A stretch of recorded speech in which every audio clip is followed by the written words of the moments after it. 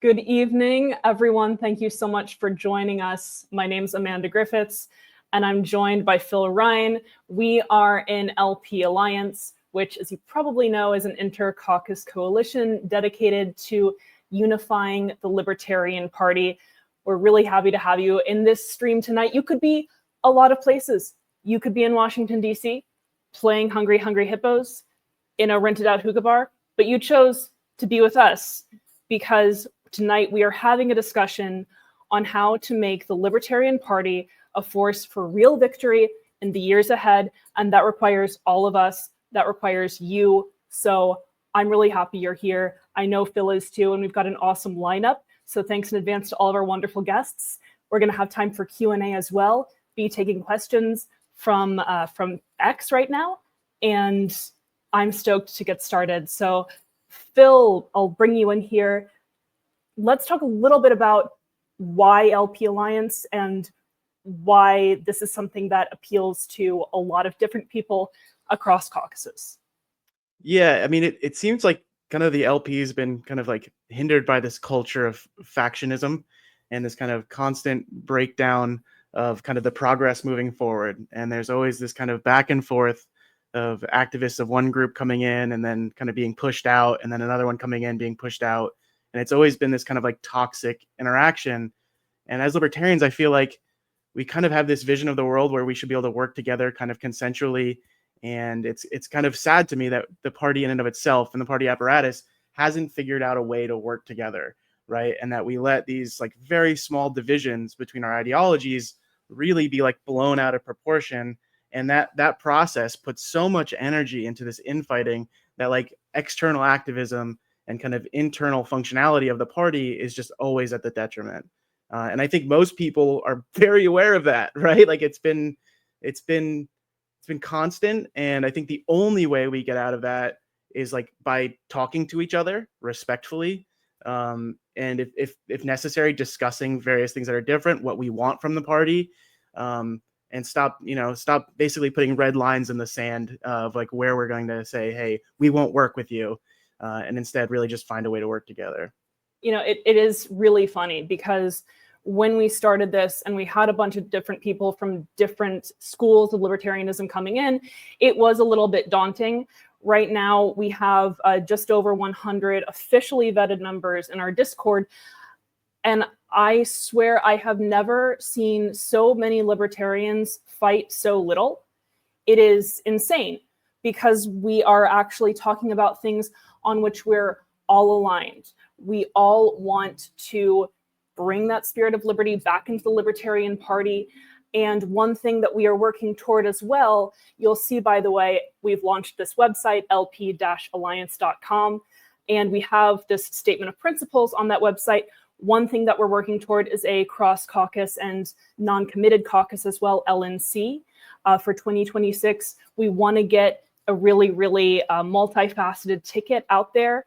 And again, that's what part of the stream is about, is talking about how to restore unity in the party while still having us be unique, still having us hold to our unique ideas about libertarianism and participate, as well as how to really galvanize a libertarian movement outside the party and using the LP as a vehicle for that.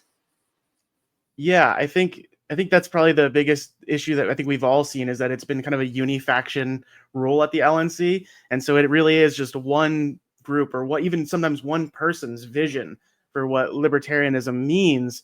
And that's just obviously not the reality within the party. We have all of these different ideas that are constantly competing. And that process of us having only one means that other people feel very neglected, or that their ideas are just completely cut off, right? That like, it's not only not being represented, but it's being counter-represented, right? And I think that process makes people less motivated to be here, less motivated to get things done. And that's why I think we've seen this massive decline in the party. And hopefully, if people can just work together and we can get a kind of a ticket for the LNC and even for state conventions and state positions that's representative of different ideas that are willing to work together. And so this is kind of the main set line, is that we're willing to work and we want people to work together as long as they're willing to not try to exclude somebody else, right? And that's what a unifaction has been, is like the exclusion of every other version of libertarian. And I think that has been very, very detrimental. Yeah. I want to talk a little bit about some of our initiatives. We talked about the website, but we're also launching something called LP Merit in the near future, which is going to be a Ballotpedia style webpage, a true neutral webpage. Of course, we discuss our own ideas, our own opinions on the LPAlliance website. LP Merit is going to be not quite about that. It's going to be where candidates are going to be able to come from all caucuses, from all walks of libertarianism, and answer questions that you pose to them about why they are the best candidate for whatever position for which they're running. And you're going to be able to see endorsements. You're going to be able to see arguments for and against various candidates. It's a really, really exciting initiative. Phil, you probably know a little bit more about the mechanics of it than I do. Yeah, it was an idea from one of our members, and they've kind of spearheaded this idea that like most delegates go to convention without really knowing their candidates. And in recent years, we've seen libertarians being given lists of people to vote for. And this kind of process feels very unlibertarian to me, that we're just like, here's a slate of people that you have to vote for one way or another, without really knowing what they stand for, what their qualifications are for the job, and like what they see as a future for the party. And so these kind of questions we want to have answered by candidates, so that way when delegates get there, they could easily go to the website and say, oh, who's running for this? And let me go see the field.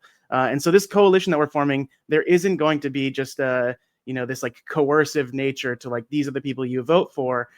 We might have as a coalition, we might put forth a slate, but really it's a tool for any delegate to come and look and say, who's the best fit for this job, regardless of what their faction might be.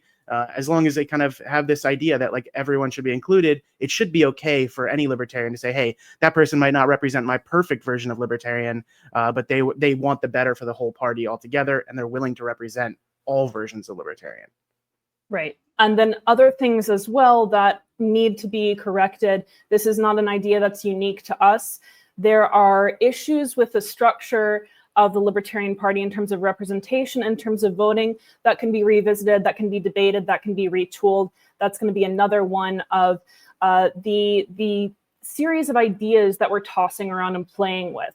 So something that we've started on LPAlliance is a publication, a journal called The Torch, which is going to be party news, it's going to be alliance news, and it's also going to be back and forth about ideas, about different types of libertarian theory, and then about proposals for maybe how to modify various operations in the party to make it more democratic, less bureaucratic. So I'm stoked about that as well. I do want to address, because I think it's important, and I'm going to ask at least a couple of our guests this as well, the elephant, or I guess maybe the porcupine in the room, which is there are issues with the Libertarian Party. Some of them are pretty severe and entrenched. Why stay? And I'll kick that easy one to you right now. Yeah, I think, it is the largest third party in the country. The ideals that it should represent are beautiful and viral, right? And so I think these things are worth fighting for. Right. And so us just giving up and saying, OK, we're going to let this party kind of die in like these whimpers of saying like RFK is a libertarian would be a very sad way for the history of the party to die. And I think if people can see that and say it's worth fighting for, they all should be able to like come to say, hey, I can work with people to make it not die. And we should be able to collaborate and kind of give room for the party to grow again. But in general, I think that there's so much value in the libertarian brand. And if we can correct things, we can fix a lot of some of that brand damage that has happened. And the way that happens is like highly motivated activists with different ideas that are willing to not fight over the small things, and really set forth a vision for the future that's developed together collaboratively. And so that's why I really do like the ideas of us having these libertarian discussions across factions, is because a good idea should be good regardless of like what version of libertarian you are. And so if there is a better representation that can happen at the LNC, this is something we should be discussing, right? And there needs to be certain, what mechanisms need to go in there to make sure that we don't have another year like 2024. These are structural things that need to happen. And I think if we can make those, we can defend against the sort of things that have happened recently. Yeah, and to your point, this is the first of many live streams that we're going to be doing, talking about all kinds of stuff. We're going to be doing, yes, a sort of history of the issues with the Libertarian Party, and then where we go from here in the near future. Hopefully also talking about the history of libertarianism, not just the Libertarian Party, but libertarianism writ large all over the world, which is a very exciting, very geeky topic, and something that I continue to learn a lot about. But yeah, there is nothing that says irrelevance like capitulating to either one of our major parties. And the Libertarian Party is meant to stand on its own. It is not a type of conservatism. It is not a type of liberalism. It is its own thing. And it is a party that believes in ideas that transcend policy, which is why we have those policy debates, right? We're not a party of policy. We're a party of principle. And so the way that those principles manifest look radically different to different libertarians. They're the same principles. And so we do have some of these wild policy discussions sometimes, but that is what makes our coalition, and that's what makes our party, libertarianism, sustainable. Republicanism changes. The Republican Party that we have today is not the Republican Party that we had decades ago, or even 1 decade ago, hell. The Democratic Party, same thing. You go back every several decades, at least, there is some kind of realignment. The party fundamentally changes when you have a party of policy.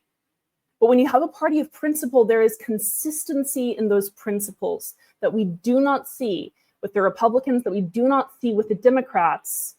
And we have to stand on our own so that we don't fall victim to the same fate. If we don't stand for individualism, if we don't stand for free will, if we don't stand for self-ownership, then nobody does, and our policies do not either. And similarly, we could walk away, yes, but the state doesn't. You can turn your back on the state will not turn its back on you. And political action, direct action, is always going to be vital. That's one thing that is so wonderful about libertarians, is that we aren't afraid to get in and stand up and say what we believe in when we feel like we have a group that has our back. So that's what we're trying to build. I think probably now is a good time to transition into some of our guests, who they're going to be. I know we've got beginning a couple of New York libertarians who are doing some really great work. And we have Rose, and we have Piet. Hi guys, how are you doing? Great to be here for the inaugural LPAlliance stream. Thank you so much. Yeah, so Pietro, you're muted, by the way, Pietro, just so you know. Were we bringing in John? Thank you for that. Good to be here. Were we bringing in John as well? Yes, we were. Okay, wonderful. So John is from Liberty Sentries. In case people who are watching don't know, Liberty Sentries does amazing investigative journalism with regard to some of the issues that we're seeing in the Libertarian Party. So we wanted to bring him in here. We wanted to bring Rose and Piet in as well to talk about some of the work that they're doing in New York. John, can you start out by talking a little bit about Liberty Sentries, what it is, what you do? Hello. Liberty Sentries is more sort of publication that I, alongside a few others, have been working on. Mainly, in earlier times, we mainly did more like sort of commentary and a little bit of philosophical discussion, we could say. But recently, we've gone more into the investigative reporting regarding goings-ons within the Libertarian Party, both at the national level with the Libertarian National Committee and its actions regarding the Kennedy Victory Fund, as well as most recently doing some more state affiliate investigations, with the most recent investigation being in regards to the Libertarian Party of Wisconsin.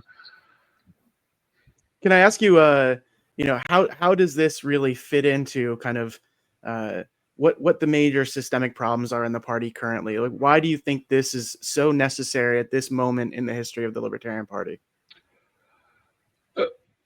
it's not necessary for this specific moment per se. It's necessary for any moment within the history of the Libertarian Party. As libertarians, our main goal should be in utmost transparency when it comes to what our leadership is doing, as well as utmost responsibility and accountability when it comes to what leadership is doing and acting upon. And if we want to put it to this specific moment, generally we have a problem where the leadership is, one, not being transparent with its actions. In fact, it's becoming more opaque, closing down the previous LNC public business list, which had a good amount of records regarding previous bills that previous motions and resolutions that were passed by the Libertarian National Committee, who voted specifically for those motions, as well as commentary and argumentation that was made by members of the Libertarian National Committee. That is currently inaccessible to anyone who is not a part of the Libertarian National Committee at this moment.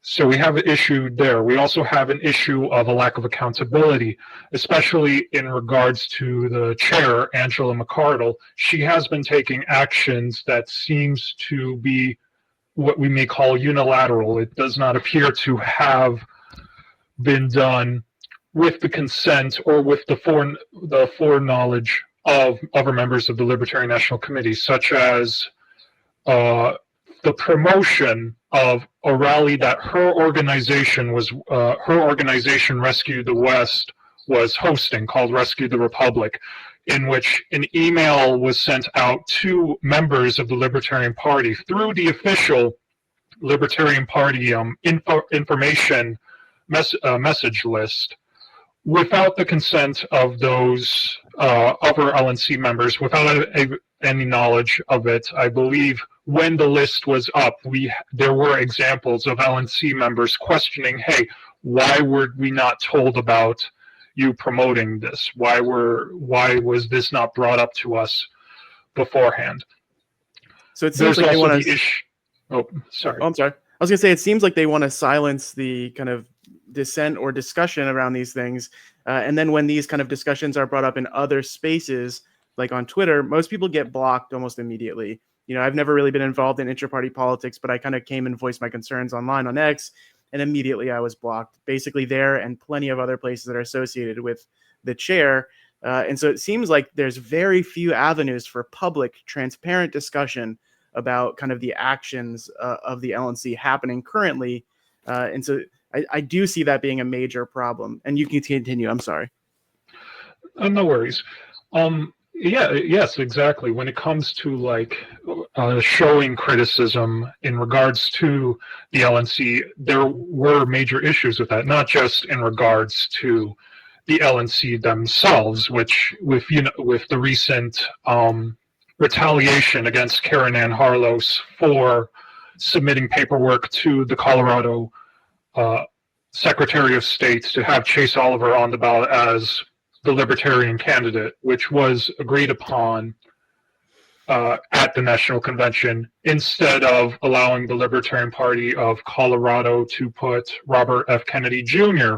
on the ballot instead.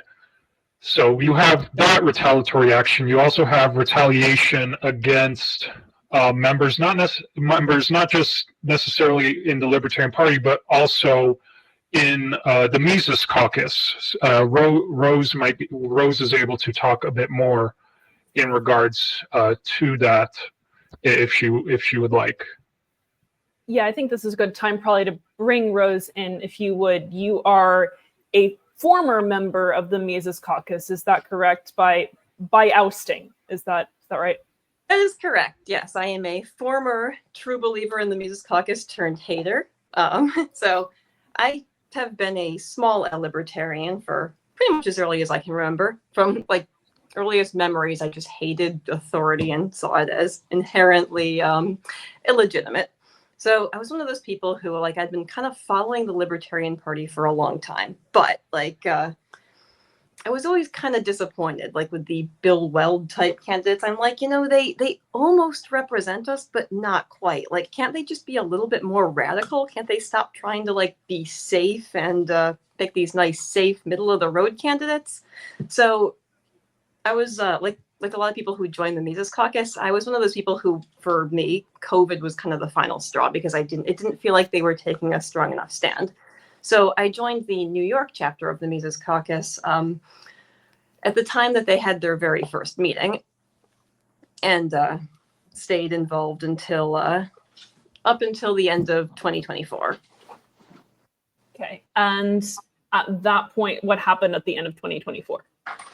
So I had been growing increasingly concerned with some of the things I was seeing. Like, for example, I thought I was joining the hardline anti-imperialist, anti-central banking faction of the party. However, because I thought, like, previously they had been wasting time on things like culture war issues. And I'm like, this is a waste of time. We should be focusing on things that actually matter. Then shortly after the Reno reset, suddenly they're talking about all these culture war issues. But I'm like, okay, at least they can have like the correct stances on things like imperialism. So I kind of doubled down on that view. I would say probably about the beginning of 2024, when a group emerged that was calling itself Libertarians for RFK. As he had a couple good positions on maybe like two things, and people got all excited. They're like, maybe he can be one of us and we should run him as our candidate. Then October 7th happened, and he really doubled down on his support for Israel, and we're like, yeah, that's just not going to work. So I was like, at the time in New York, at the very least, like some of the pushback, or most of the pushback against the Libertarians for RFK group was coming from the Mises Caucus. So I'm like, okay, I need to stay with them because at least they're going to push back against these guys.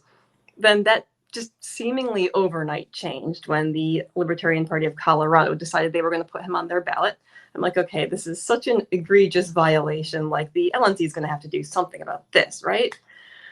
Well, not only did they just kind of not really take a stance on it, but then, like, I think it was like a week or two later that the joint fundraising agreement was announced, and suddenly they're raising money for Kennedy, and it was all just kind of downhill from there. The final straw with me was when they decided they were going to try to remove Karen Ann Harlos for putting the duly elected presidential nominee on the Colorado ballot. Can I ask you what you meant along the way? You said they had switched culture war issues midway along. Can I ask you what you meant by that? Oh, so, I mean, I think I can admit to having been wrong on this. Like, because you would occasionally see like the Libertarian Party talking about, like, for example, racial issues or support for LGBT issues, which, I mean, those are things that I agree with, but I kind of just viewed it as pointless virtue signaling. I'm like, I think like, this stuff is all very well established. I don't think we need to waste time on it anymore. Like, I think everyone is in agreement. Well, turns out I was wrong, and that if you don't occasionally signal your support for these things, you start to attract some people into the party who do not share libertarian views. But so I thought, like, just time was being wasted on culture war issues. So that was part of my motivation for joining. But then after, like I think it was somewhere around the time of the Reno reset, like, suddenly you're seeing all this you're seeing culture war stuff, but like from the other side of the spectrum. You're seeing the anti-woke stuff. So it just seemed like it seemed like the same problem, but in reverse. So over time, that became increasingly difficult to recruit, to want to recruit people to the Mises Caucus, when, for instance, like, you'll spend time trying to convince someone, okay, we're not all a bunch of far right fascist Nazis. Okay, please give us a chance. Some of us are cool, but then they'll visit like the main page, and the first thing they see is a meme shitting on trans people. Like, that just became very disheartening and made me not want to bother trying to recruit new people. So eventually Mises removed you from the caucus, is that right? Oh, yes, that's correct. Okay. And since then, you have been with LPNY, which you already were. LPNY is very interesting and has made some of us very happy and some of us very frustrated, because LPNY is using that state affiliate social media account to speak out against some of the issues with the party. This is a more controversial strategy. It can potentially sow disunity. What made that seem like, and perhaps Piet, this is a good time to bring you in as well, what made that seem like a good decision? Well, I actually can't really speak too much about that because I'm not in charge of the LPNY social media. I think there is a general consensus that I think some affiliates have gone too far, and that some folks in the party have gone too far and have really not just crossed the line, but just like jetted over it and never even looked back. And that some of the stuff that we're seeing online, as Rose said, is disheartening and does make it more difficult to recruit. And that's not to say that we're blaming our woes in the LPNY. And we do have significant issues, such as the lack of ballot access. And we're always looking for more people to help with our efforts. And unfortunately, more often than not, volunteer forces are scarce. And we're not blaming that on what's going on in other parties, what people are posting online, but we do acknowledge that that stuff out there, this harmful content that sort of misrepresents what the Libertarian Party stands for and what libertarianism is, it just makes it harder to recruit people. Because if you bring somebody new into the party and they go and they look up something on Twitter or Facebook or whatever, and they see, I mean, even today, the Libertarian Party of New Hampshire was calling Martin Luther King Jr. like a traitor to America and saying that we're worse off because of him. I mean, imagine you recruit somebody new into the party and they see that. You think they're going to stick around? Of course not.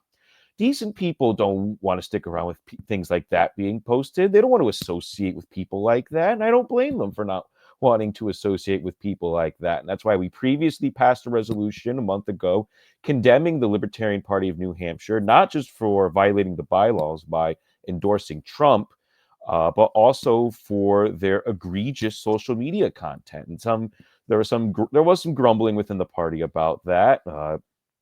They thought that had gone too far. But it's not a matter of us simply not liking what they posted. There's always going to be disagreement about the right direction. But if you look back at their tweets, I mean, if you or I, or if anyone here posted that stuff, we'd lose our jobs. I mean, some of it's just despicable. It's juvenile. I mean, it's just downright sickening. And like I said, we would lose our jobs. So I don't think it's too much to ask an affiliate to not post content like that would cost an individual their employment, and to maintain some sort of standard on social media. And that if an affiliate doesn't maintain that standard, that they should be called out for it. I don't see any issue with that. And that's sort of where again, I can't speak for the people in charge of the social media, but I know they've been defending our decision there. And when we get criticism, we hit back on it. And I think it has helped. We've gotten significantly more engagement over the last month. And now with our most recent resolutions, which have passed, I think that'll drive up our engagement on social media even more. And, while we are taking some heat from it, I think we did the right thing in passing all 4 of those resolutions. 3, was it 3 or 4? I forget how many. Yeah, it was all, from yesterday, or? Well, yesterday was 3, right? And then was we had 4, 1. I believe. Yeah. So 3 were 4. about, 1 about LP stuff. Yeah, so 4 total. 2 were about so LP those were stuff. all the right things to do. And, sometimes when you do the right thing, you take criticism for it and you get attacked for it. But I think that just, it provides the validation that, yes, you did do the right thing, and the people are hitting back, just don't know any better, they just don't know any better. Yeah, I think... Go for it, Bill. I was gonna say, I think there's like this misconception that like libertarians really want free speech, and in general, and that means that we actually want really heinous speech to be protected, and that it will not get you put in jail like we're seeing in other countries, and that in reality that this is a major problem in a lot of parts of the world where people are silenced because of it. That's very different than saying we want that kind of speech to be representative of our party and our brand in general. That's exactly right. I mean, like, if you have the right to speak and not be thrown in jail, right? You can't be convicted in a court of law, but you can certainly be convicted in the court of public opinion. And I think that's where people sometimes get confused about the First Amendment. Like, it does not protect you from other people's opinions, and it does not protect you from others not wanting to associate with you. Mm-hmm. So Right. go for it. Yeah, I was gonna say, because I've made this analogy before, but like if I applied to be like for an officer position of like an explicitly Christian organization, and then I constantly made statements on social media promoting the Satanic Temple, like I'm pretty sure they'd have the right to say, you know what, you're clearly your values are not in line with ours, and we don't think you're a good fit to be representing us.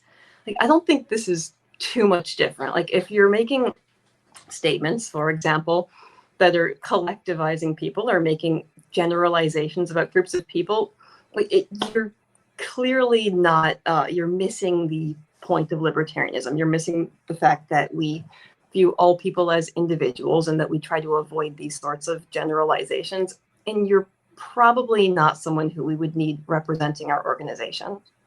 To steelman this as best we can, you could make the case that, well, this at least everyone's talking about LPNH, right? People are at least talking about libertarianism. People are talking about these crazy things that they're saying. They're getting attention. They might be bringing people into the party. The numbers don't bear that out, but they could maybe someday. I imagine someone in the LP New Hampshire would say, well, the court of public opinion, yes, you can be convicted in the court of public opinion, but jury nullification, the court of public opinion is bunk. They've gone too far. It needs an overhaul. How do you and how do we respond to that? Obviously, we want to be relevant. We want people to be coming into the party. So how do we balance that need to be a little bit out there and a little bit spicy and get people's attention with not stepping over the line and collectivizing, going against our values and alienating people? I think in general, our ideas are already kind of extreme, right? We want to end the states, right? That is already a very extreme idea. And a byproduct of the ending the state is that there may be kind of these enclaves where people want to have culturally confined covenant cities. That is a negative side effect of freedom, not what we should be promoting. And we shouldn't be promoting that as this is the main thing. This is the means of, libertarianism is to have a culturally identical covenant city as an end, right? That should not be the people that we're trying to market to. And that seems very much like what LPNH has been marketing to, is people that want to have this kind of, European culture only because it's supreme over other cultures. When, as a libertarian, I think that in reality, it's what an individual believes that matters. And that if there was going to be these, kind of covenant cities, it should never be along the lines of some identifying feature of that person. And I think marketing that way is very negative to libertarianism overall. And so really the quality of the people you bring in and kind of what they stand for and the moral character of those people, I think, is more important than getting a bunch of eyes on it, right? Because there are bad people out there that will like bad things. That does not mean that the overall effort is worth kind of the end game of it. Right. Yeah. Again, like you kind of touched on there, the very idea of wanting to end the state is already pretty edgy. That goes against what most people have been taught from the for their entire lives. So you can be edgy and provocative, I think, without necessarily having to signal to all the wrong crowds that you would not want brought into libertarianism. Because I'm of the opinion that if you're operating an official party account, everything you say should be viewed as through the lens of something that could potentially recruit people. So if you're making a generalization about a particular group, what type of people are you signaling to? What type of people may that attract? What type of people might think that they now have a home in your party? Right. And earlier, our behind the scenes guru pulled up something that you recently, you passed a resolution that was passed last night, listing some of the issues, grievances that not just LPNY, but many individuals and many affiliates have with the current chair and the current LNC. I think we can kind of break them down into two main categories. And John's been helpful with this as well. You have some of the Kennedy financial in non-clarity, let's say, some unclear stuff with the Kennedy finances and the Kennedy Victory Fund. And then you have issues with the way that the LNC interfaces with its members. So within the party and then outside the party, these two categories. You and LPNY listed a number of these. At the end said, we call for corrective action, and failing that, there is a potential remedy here. We call for the resignation or removal of the chair. What went behind that decision? Why did you decide to pass that resolution now? That was a long time coming, I think. We've really tried to stay out of national party matters and just focus on our state. But I think it's gotten to the point now where it's just become impossible to ignore. So I don't know if Pietro has any words on that, because I've spoken a lot. Yeah, I mean, there were several of us who worked on this resolution for a while. I mean, I had initially was going to propose something in September. I was advised to shelve it for the time being. We wouldn't have gotten around to it anyway because we ran a little long on our organizing meeting. But then there was something that was pulled up in December. And actually, I don't know if it was my idea. I think it was actually someone else's idea to propose it. And he wrote up a whole other thing based on what I had originally written. And we had a motion on that. And it was actually a much longer resolution. I think it combined the New Hampshire one and this into one package. It was a whole very, very long resolution. And it got split up at the December state committee meeting, where that was the one where we decided to condemn LPNH and I believe LPCO as well. And then we tabled the other one till this month. And in the interim, several of us, as I said, worked on it, on perfecting it, on providing a rationale, on providing citations, which you don't often see in a resolution. But we wanted evidence so that could be no dispute that what the chair has been up to and why we're calling for this. And, you know, there's, as Rose said, a lot of people were disinterested until recently because... And why they got interested is because, as you said, it's too hard to ignore at this point. There's severe issues going on, grave issues that need to be called out, and something needs to be said. And several of us had hoped that other state affiliates would pass similar resolutions and start applying pressure. And I don't know if this is necessarily going to go out to like media sources and all of that. I mean, I know it's covered on Third Party Watch, but like more mainstream media sources, I don't know if it's going to end up there. But I think that we needed to send a message to the LNC that that their leadership is problematic, that the chair is not acting in a way that is appropriate for a chair. I mean, her behavior online is incredibly unprofessional.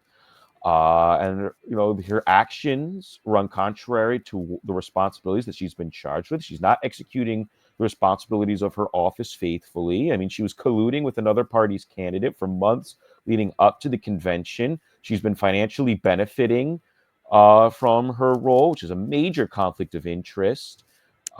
She blocks people willy-nilly. Like, you offer the slightest criticism and she insults you on social media, then she blocks you, and she's blocking still good.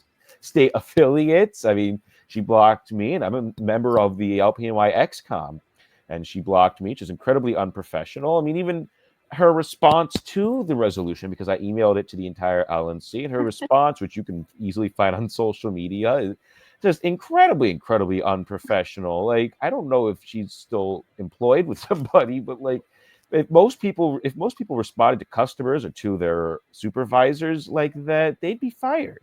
Or no one would go to their business. If they were like a restaurant owner or something, that's how you responded to customer complaints. People would stop going there. And people are finally catching on to this. I mean, there's definitely some pushback within the LPNY. They want us to just get back to LPNY issues, local issues, and I get that. And we are working on those. There are plans coming together. We just launched a new committee that was going to look into, what do you call it? I can't remember the name of it now. It's like strategic planning, direct action. Direct action, right? Citizen direct action, direct steps that citizens can take to oppose the cult of the omnipotent state and also to be a thorn in the side of the state. So that's in the works. I've got plans in the works to get county affiliates to drive their politicians crazy over issues. So we are working on stuff. But going back to why we had to pass this resolution and overcoming the resistance, there were enough people who understood that the National Party is supposed to be helping us, right? The LNC is supposed to be helping state affiliates. It's supposed to be helping libertarians on the ground. And instead, they're doing literally everything else. I mean, they're trying to throw Karen Ann Harlos off a second time, even though she just came back. So their focus is in all the wrong areas. They're focusing on kowtowing to Trump. They were kowtowing to RFK Jr. And again, this is way outside the scope of these positions. It's way outside the responsibilities of the LNC, and it all starts with the chair. And she's leading this party into catastrophe, and she's running it into the ground. And it's about time we stood up and said something so we could preserve our image. That was a big thing too, preserving our image, distancing ourselves from the actions of the LNC, and that we are maintaining what the Libertarian Party has traditionally been about for the last 50 years, which is maximizing personal and economic freedom and minimizing the role of the state in our lives, and not getting involved in all this national drama. Yeah, I mean, you said the one thing about membership, having a business and people not showing up, and we've seen that in membership, right? And they will constantly point to kind of the fall off and blame Chase. But if you look at the overall trajectory of membership, did people know Chase was going to be elected as a candidate, years in advance when we have this massive decline in membership, when kind of a toxic exclusionary culture kind of began? And maybe to tie this back to LPAlliance, some of the goal here is to make this more inclusive and representative of an LNC. And some of that means that, hey, all these people that got pushed out and felt to feel uncomfortable within the party should feel comfortable to come back, have their voices heard, and really shift this to where we don't have this kind of adversarial role with the people that are supposed to be representing us, right? And that just because we may have a slightly different version of libertarianism, we are somehow the enemy, or that we want certain standards to be applied to our leadership, that this is like, something to be blocked for or to be derided on the internet about.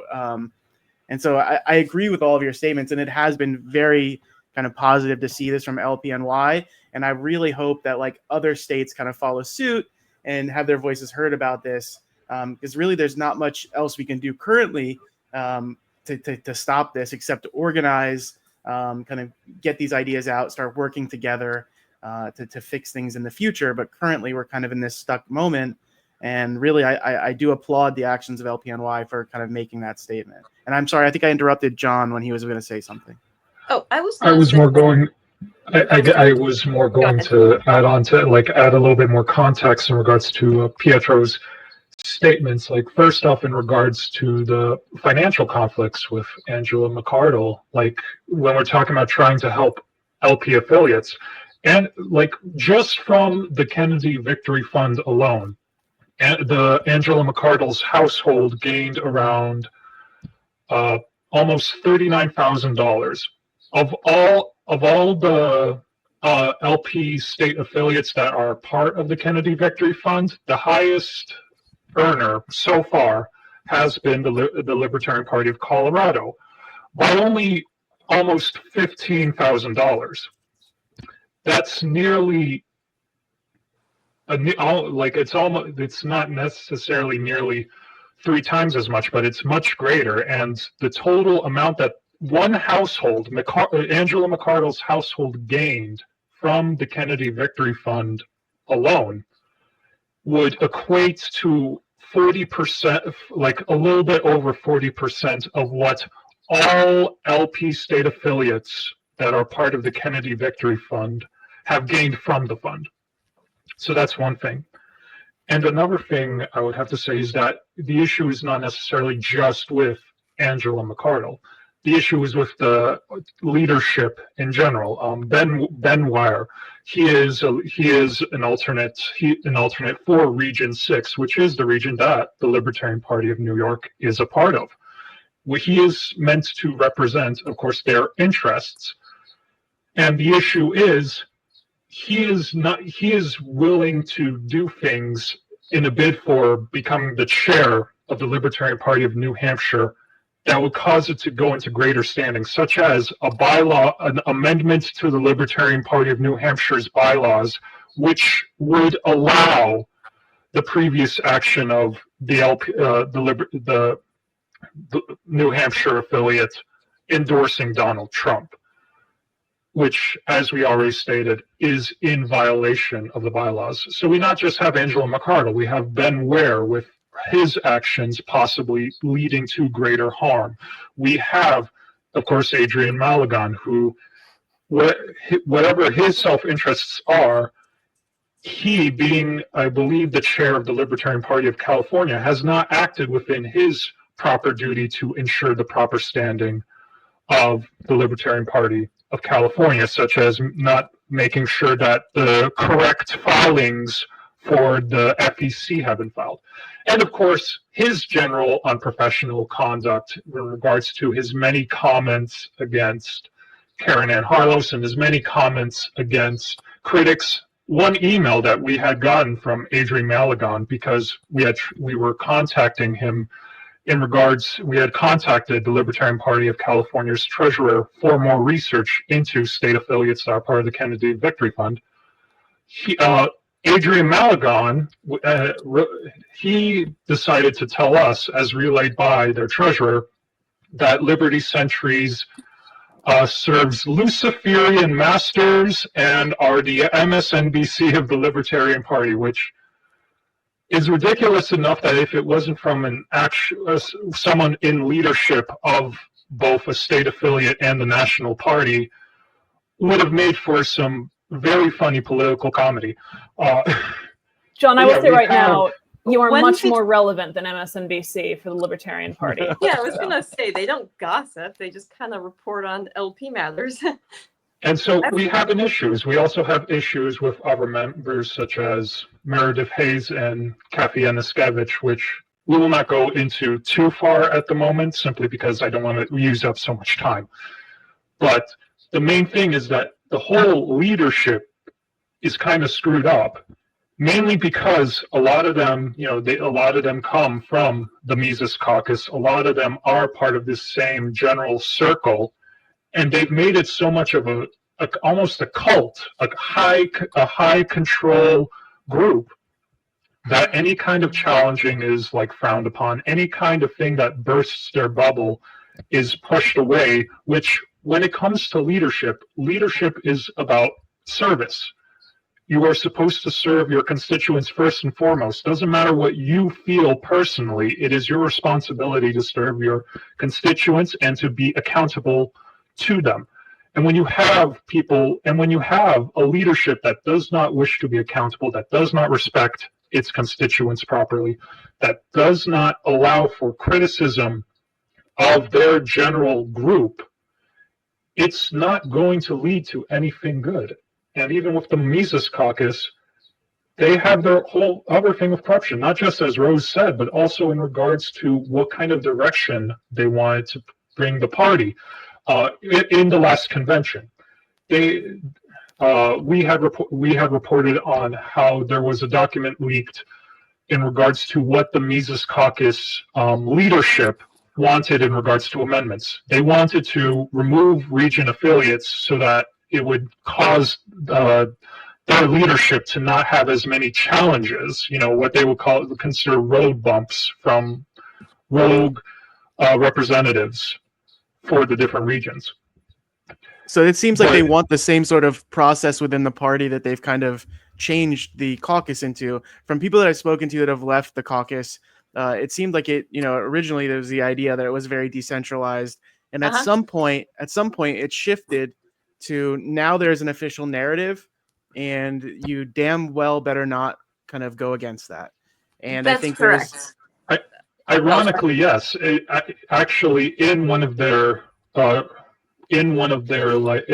reasons why they supported the amendments for, I believe it's called LNC restructuring, they had stated they were against the changing the vote to a cumulative system because quote, though some MC being Mises Caucus members support this, the board does not. It will enable opposition to get a seat or two in order to blockade a productive board. Libertarians need to think strategically and not about being nice. A majority wins the board, period. No more minority representation that blocks our goals. If we can't do that, in parentheses, preserve a majority, we don't deserve to keep it, end quote. It's In interesting. essence, Go on. No, you go on. No, well, I wanted you to summarize, so finish. Oh, in essence, it is basically centralization, not only by decreasing the amount of members on the Libertarian National Committee, but also in changing how the voting, and trying to keep a voting process which just keeps the issues with the democratic process as it is right now, instead of allowing greater, broader choice with the delegates to choose a board member through the cumulative vote. It would just make it so we want to keep they want to keep the standard way of voting so that they can uphold a majority to get through it and not allow minority dissent, thus helping to centralize control for it all. What's interesting is that as libertarians who at least know some of our economic theory, we understand that a dynamic of tension and a dynamic of conflict actually makes things more productive in the long run. So it is interesting that the argument for mono caucus rule would be, well, it streamlines decision making, when in fact it can render things far less efficient. There's so much that's been said, and I was taking notes on my desk, which is very handy that I can write on it, that I want to touch on in terms of ways that we can remedy some of this going forward. In the first place, a lot of what you all are talking about seems to be an issue of the philosophy of the relationship between the LNC and its members and state affiliates. There seems to be a dispute as to who serves whom. And it's a kind of broad question, but when it comes to, all right, how should we think of this relationship between members, between the LNC, between the state? What are your thoughts on sort of a paradigm shift in that regard? What would that look like? Service first and foremost. Oh, sorry. I think, yeah, you kind of touched on this earlier, but like you said, when the Mises Caucus first started, it was very decentralized, and the different state chapters operated with a considerable amount of autonomy. Like this whole, I spent like years laughing at the idea that it was some kind of cult, because I didn't see that. I saw plenty of dissent. It was only actually been fairly like over the past year, and then like it got worse following the convention, like where they started really insisting on a party line. But prior to that, there had been a healthy amount of dissent. Because like that's what we had wanted in a party. We wanted like different chapters or different state affiliates to have their own ideas and their own interests and to be represented by the party without having to toe a party line. And that's what it feels like is missing. So, I mean, I would say that our primary goal is to decentralize. It's to restore power to the state and local affiliates and to shift power away from the LNC. So I am in support of, for example, bylaws change that would allow for recall of an elected official only by the delegation as opposed to by other members of the LNC. I think it removes the incentive for abuse, like if they're like LNC members are corrupt and they want to remove someone who's not on board with their plans. It would stop them from unjustly removing another member. It would also prevent corruption because it would allow delegates to remove an LNC member at any point if they are not properly representing the party. Like people would have to completely change their behavior once they realize that they could be recalled at any point if they're not properly representing their party. Because I think once someone is elected and they realize there's no real way for them to be removed until the next convention, they get like, they kind of just, they feel, they get very complacent. And so we started talking about these measures a little bit, and I guess to bring in Pietro, to bring in John, and to bring in Phil. In the Alliance, we've talked about some of this in terms of cumulative voting and at-large representation, regional representation. Yeah, what are some real ways to mitigate this when it comes to revising the way we do representation in the party? Well, there are a number of ways that we can go about that. As Rose mentioned, the delegate recall method would definitely be a great first step. But beyond that, we need to make sure that we are insulated from further hostile takeovers. I mean, if you look at the LPNY, if you wanted to take over our state affiliate and take over the state committee, you would have to take over most of the county affiliates, because it's the county affiliates who vote for the state committee representatives, and it's the state committee representatives who vote for the executive committee votes. So your chair, vice chair, all that, like that's selected by the state committee. And so it's very difficult for a group to go and take over our affiliate. I mean, it's been tried, it's been attempted, and those attempts have failed. So we really have a nice system in place to prevent that. So you need something similar at the national level. And I would argue that the structure of the LNC in and of itself is just terribly, terribly flawed. I mean, it's impossible. Some of these, I mean, if you look at the regional makeup now, some of these regions aren't even geographically connected. And yet that's a region. I don't understand how that ends up being the case. I mean, I think you should get rid of these regions entirely, and you allot 1 or 2 representatives per state, regardless of membership size. And you go about, and I know people complain, it's like, well, this has way more libertarians than this, and that's unequal, blah, blah, blah. But you know what? It's not equal now. It's really not. I mean, you have a state, California is its own region. Like, how do you have one state being its own region? That, I don't think that's in the spirit of what the bylaws had intended, what the framers of the party had intended. And it just needs an overhaul because it's not very representative. And it's very difficult, if not impossible, for one person to represent their entire region. And to know, I mean, yeah, you can keep tabs on the states, but you should be visiting your state affiliates and going to events and attending meetings. And it's when you have 5, 6, 7 state affiliates that you're looking after, that's just a very tall order. So that whole thing needs an overhaul. Beyond that, I think you also need seasoning requirements to be a delegate. I think you need to be in the party, like a bylaw sustaining member of the party for 5 years, which would actually disqualify me because I've terminated my BSM. But there should be some sort of seasoning requirement there to be a delegate to the national convention. That needs to be a significant length of time. And so you can't just bust people in to conventions and have them vote. That's another thing, too. State affiliates should not be permitting out-of-state people from voting at their conventions. I mean, that's just common sense. I mean, we saw that in LPPA in 2022 and other state affiliates. Like, I was a voting member at the LPPA convention. And I live in New York, not Pennsylvania. I should never have been allowed to vote at that convention. But I was, and I did. Like that, again, that's common sense. That should never be allowed. And I think we need to change our bylaws to require our state affiliates to have certain provisions. I mean, the LPNY does that for its county affiliates.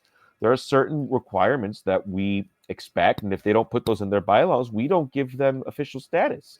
So there needs to be something along those lines as well, so that we can prevent further takeovers and also increase accountability. I think I should make a statement here There are that so many loopholes. Like, some of these states have that loophole. Like, still, yeah, like you can technically join even if you're out of state. And again, this is also true at the national level. Like, I actually have mixed feelings about the practice of letting out-of-state members serve on a state's delegation. Yeah, that's got to go too. That makes no sense. Yeah, There are like, some arguments, how but you yeah. can be a delegate for a state that like you are not a member of and have no involvement in, but at the same time, like I have heard like some compelling arguments. Like, for example, if one state party has empty delegate spots and then there's another neighboring state party that they've worked with before and like they want to give those delegate spots away, like I can understand that, like as long as they choose to do so. But yeah, because I have very mixed feelings about that. we have a comment from Sean here saying that when he saw during the Oregon conflict that he proposed a residency requirement for LP main membership as well. It does seem like these are common things that they want. And in LPPA, we did switch over to eventually to a requirement to be, residency here. Yeah, so it was a good change. It was, but it is a good change that it happens, so that the people that are in the state are going to be the ones that are going to be there. And hopefully, a cultural shift within the party towards including various, including all versions of libertarians to be welcome, will kind of shift back into the party and stop this kind of exclusionary nature. I do want to make sure that everybody knows that's listening here that these ideas we're discussing are very similar to what's happening inside the LP Alliance, that these ideas are discussed. We have not formulated exactly what kind of ideas we are all shared upon yet as a coalition, but these ideas, Pietro has been sharing these ideas. We've been discussing these kind of ideas in general, everybody, and actually in this call, about how to defend and protect the party. And really, we think the best versions of these ideas take a little bit from each person, right? And then we can formulate a even better idea with a little piece of Pietro's, a little piece of Rose's ideas, and a little piece of Amanda's, and we kind of put them together and really kind of come to agreement of like, what is the best strategy that's the most, that will protect the party the most, but also will give everybody representation. But not using dialectic as a principle. I mean, only if it works. It's not, yes, it's not that we have to. We're not Plato. Sorry. Yeah, we discuss these ideas and we try to come to a consensus around them. Okay, so this is Bryce. I've always thought of a libertarianism as a limited state. Do you think a stable society with no state would be possible? If so, I'm open to the idea. So this is good to hear that they're open to the idea. And what are your guys' opinion on that? That is the only consistent version of libertarianism. So yes, yes. And we have at least, sorry. And in regards to at least trying to have a no state, like a no state society, that we have that happen in the past previously with the different forming of like communities and communes that tended to have a more libertarian basis, like a more libertarian organization, a lack of a kind of state apparatus or like, fully governmental apparatus per se, more based on a kind of consensus, a kind of consent, or through customs. And even today, we can, in some ways, create little pockets of maybe not anarchy per se, but at least little pockets of liberation and freedom just by helping each other out, just by acting, whether in regards to mutual aid, whether in regards to direct action, like the LPNY is planning to do research on more and to try, I believe, to advocate for more and help organize more.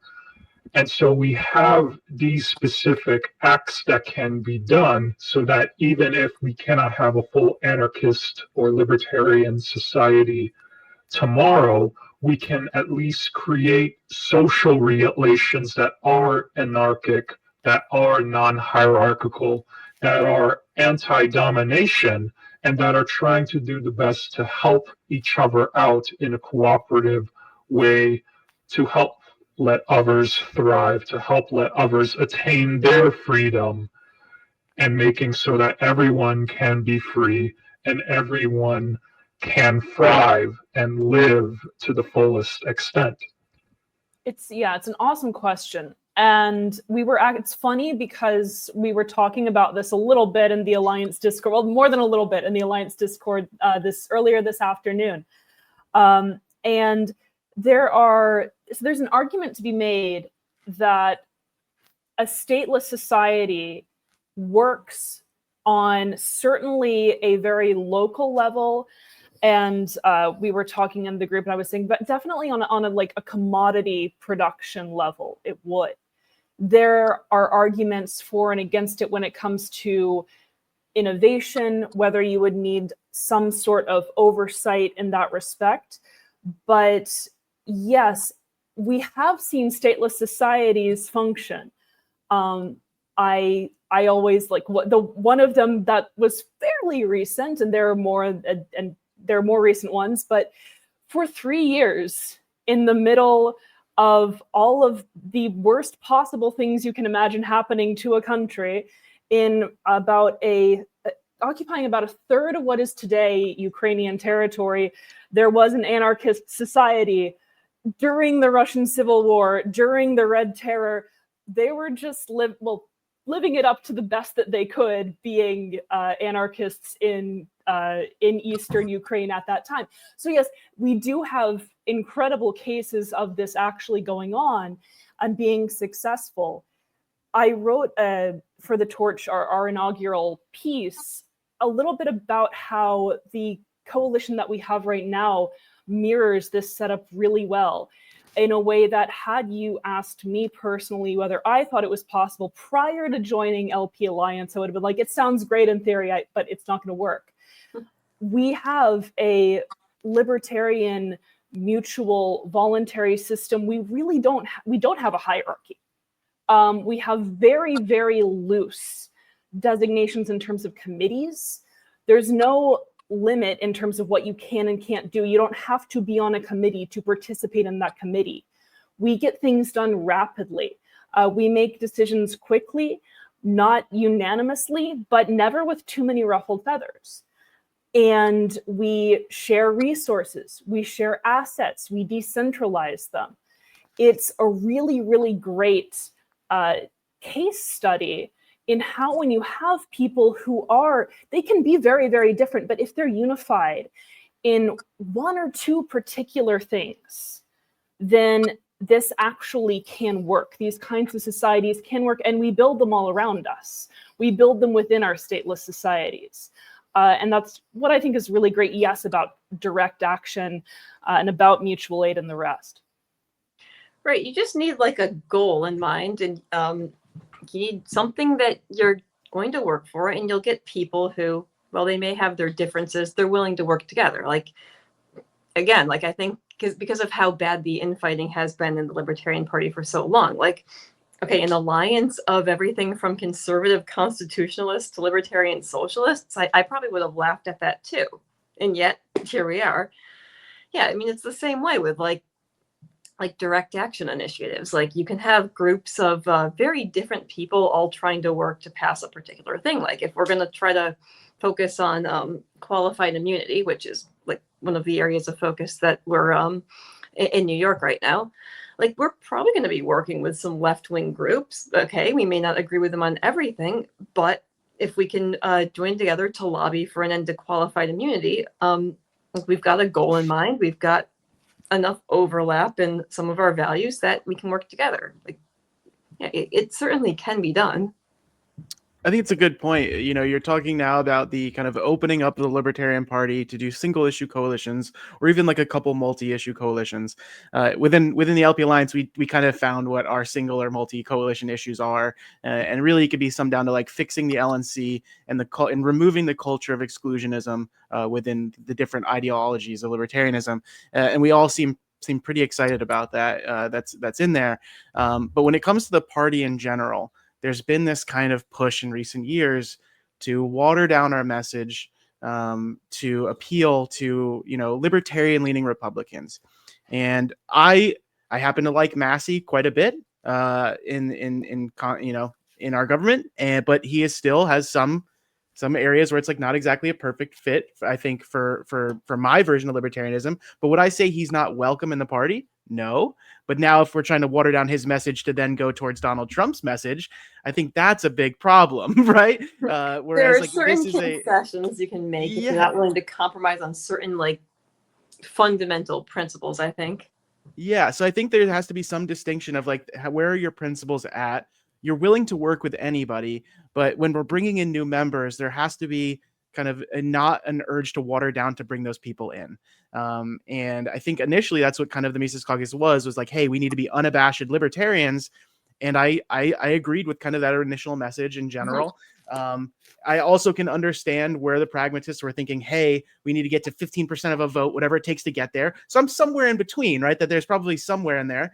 I don't think that's what I don't think I'm going to be the one prescribing that to the party, because I don't think that's what the general consensus would be. But in general, I think if we can maintain an actual principled message that will bring back all different types of libertarian that might interpret them slightly differently, and then we can continue on with doing very local elections where we're going to have the most impact in people's lives, and have like people in school boards and sheriffs, etc. Those people, if you have a principled libertarian there, all of our lives are going to get better living in that community. And then really with our larger elections, it's our time to be on a stage and to really be radical and try to shake people up and wake them up to the message. At least that's what I mean, where I'm somewhere in between of like, you have to be pragmatic about like what you want to have happen in real world life, but also having, a presidential candidate that's going to be unabashedly libertarian. Right. Because I fully support single issue coalitions. Like that was one of the things about the Mises Caucus, and like one of the strategies that I fully supported. I supported the first Rage Against the War Machine rally. I thought some of the criticisms of it were kind of ridiculous, but there's a difference between being willing to work together with other groups who you don't agree with on everything, but like being willing to set your differences aside and work with them on areas you do agree. And then there's selling out to them and endorsing their candidates in the hopes that you'll get something in return when you don't have any actually good leverage. There's the difference there. Yeah, I mean, there's no way to hold Trump accountable if he doesn't keep his promises. And Right. so far, Ross Ulbricht is still in jail. There's no libertarians on the candidate in the cabinet. There's no libertarian. RFK is not a libertarian. I don't care how many times he Lifetime signs member. the pledge. Lifetime member. Well, that's great. He might be a big L libertarian, but he's no small L libertarian. Since November of last That year, was he's a a- lifetime member. I made yeah, that but anyone joke. can be a What if lifetime he's member. the That doesn't libertarian? mean that you espouse libertarian principles. Like that's not how it works. But yeah, I mean, I think trying to sort of cozy up to one party or another usually doesn't end well. I mean, we've tried this experiment time and again. I mean, we've tried it in New York by cross-endorsing other candidates. It really hasn't worked. I mean, I can't speak for everybody, but as far as an Orange County, it really hasn't worked for us. We really didn't get much leverage. We didn't get any leverage over any of these people, really. I mean, yeah, I guess we can go and call them out in the press, but we really don't have mechanisms to hold any of them accountable. And I think if you are going to do that, you should see results first. Mhm. Like if I was at Mar-a-Lago meeting with Trump, I would say something along the lines of, if you want to make this deal and you want me to undercut my own candidate for you, well, then you need to give me something. I need to see qualified immunity abolished. I need to see term limits passed for Congress and in several states. I need to see the war on drugs not being prosecuted in Republican-led states. I want to see ICE being told that they can't operate in Republican control. Like, you got to give me something. And instead, I mean, this is the thing right? This is the thing. And I know I tend to ramble, but hear me out. Young Americans for Liberty, very fine organization that I was a part of. I go to their conventions every year. They train us on local activism, direct action, and all of that, and holding your politicians accountable. And they say that when you start holding politicians' feet to the fire and causing them political pain, they're going to do anything they can to get you to stop, to get you to sell out. Whether that's giving you a phone call, giving you a phone number, listening to your concerns, giving you a seat at the table, letting you attend meetings. The second you sell out to that and accept that, you've traded power for access. And that's exactly what Angela did. And that's exactly what the Mises Caucus has advocated for and has accepted as the golden path forward. And in trading our power for access, she has betrayed everything that we have worked for the last 5 decades, because that's not what you're supposed to do. And that's why we don't cozy up, because you trade your power to hold them accountable, to ruin their elections, to ruin their plans. You trade it for access. And so what? That's great that Angela has these people's phone numbers. That's great that they're listening to her. But you know what? They're saying, you know what they're doing? They're saying, thank you for the call. They hang up and then they just burst out laughing. It's Thanks like, for can you getting your believe people she to vote actually, for us. We need right, those votes. Thanks so much. Well, right. and we didn't they're even laughing at her. ultimately. We didn't have the margin of victory there. That wasn't the libertarians. If you look It at the looked numbers, like it back in 2023, which is when she started negotiating with Trump. It was shaping up to be very close. And again, if he had delivered something for us, or if the GOP had delivered something for us, that's one thing. Then you could say we had some power, we made gains. But we got nothing. We took a huge gamble. And, was Angela McCardle at the inauguration? I didn't see her. Was she at the luncheon? I didn't see her. Was she at Capital One Pietro, Arena? I didn't I see agree. her I agree there. that it was a gamble, and it wasn't just a gamble just on the case of McCardle. It was a gamble on the entire party, and it was really sad because I think we had a very principled libertarian being our presidential candidate, and I think this is a perfect time to transition to bringing Chase on right now. And I want to thank our guests, Rose, Pietro, and John. We will likely be doing these again in the future. We loved your perspectives, and I'm always happy that you guys are in the Discord and we are constantly discussing these ideas. And again, thank you so much. Thank We're you. going to bring Chase on right now. Thank you. Thanks, guys.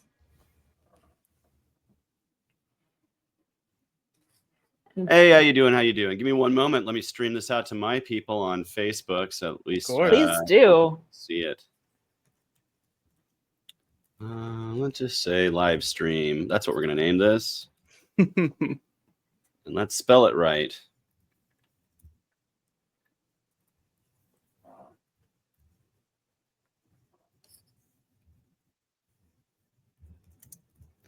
Well, Amanda, I thought that was a great conversation. I mean, it was a wide-ranging topics, and I wanted to ask more about the direct action work and the qualified immunity, but we'll have a lot more time to talk about that later. So it's exciting to have more material for later. Yeah, sounds good. And thank you guys for having me. Sorry if I just interrupted there with a little block of radio silence, but I'm happy to be here, just observing what's been going on today.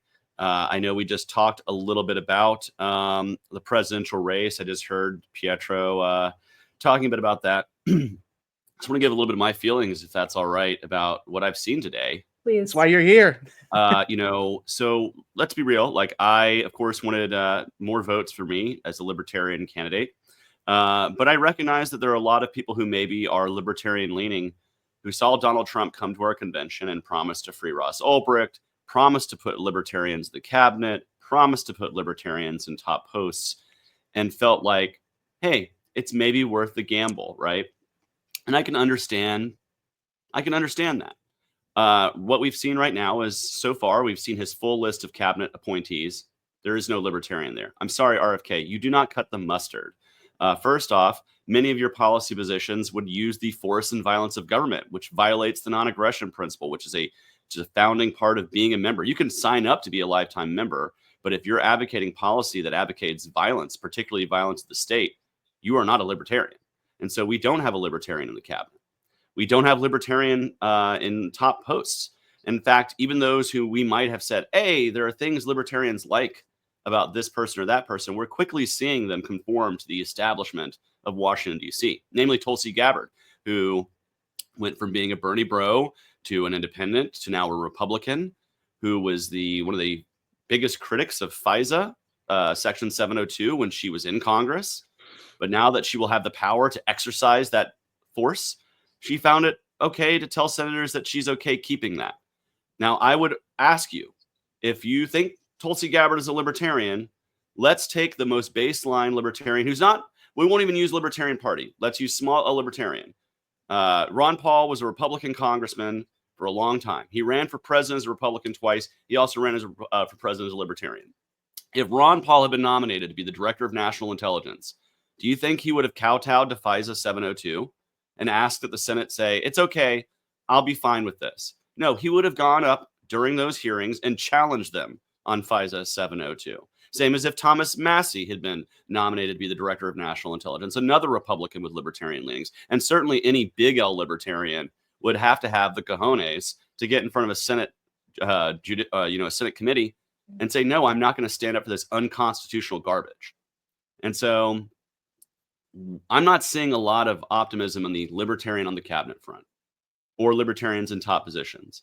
I'm still holding out hope of Ross Ulbricht. I really am. And the reason is because a lot of things happen in the first day. And I want to see Ross Ulbricht free. I've wanted to see him free for a long time.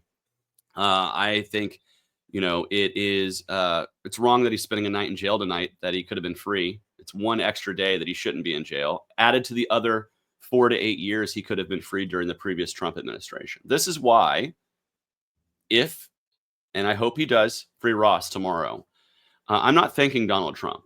I'm going to thank Lynn Ulbricht. I'm going to thank all of the people who for years have been fighting on his behalf, including Thomas Massey, including libertarians, past and present libertarian chairs, and libertarian leadership, and libertarian candidates, and libertarian thinkers, and libertarian podcasters. And basically the entire libertarian sphere has been fighting for Ross to be free. It's no one person's victory, unless you want to say it's Lynn Ulbricht's victory and Ross Ulbricht's victory. Those are the only two people who I think are really going to be victorious with this. Everyone else can cheer along, but nobody should see this as a political score to win.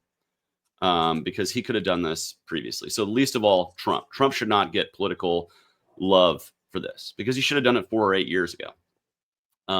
But I hope he does it. Now, that's where I'm at right now with these 3 promises that were made to libertarians. And again, I want to see Ross Ulbricht free. And if there are cabinet positions that drop out, I want to see them replaced with libertarians. Marco Rubio's already been approved as Secretary of State. We now have a pro-war neocon as Secretary of State, the most important diplomatic position in the United States. And that worries me.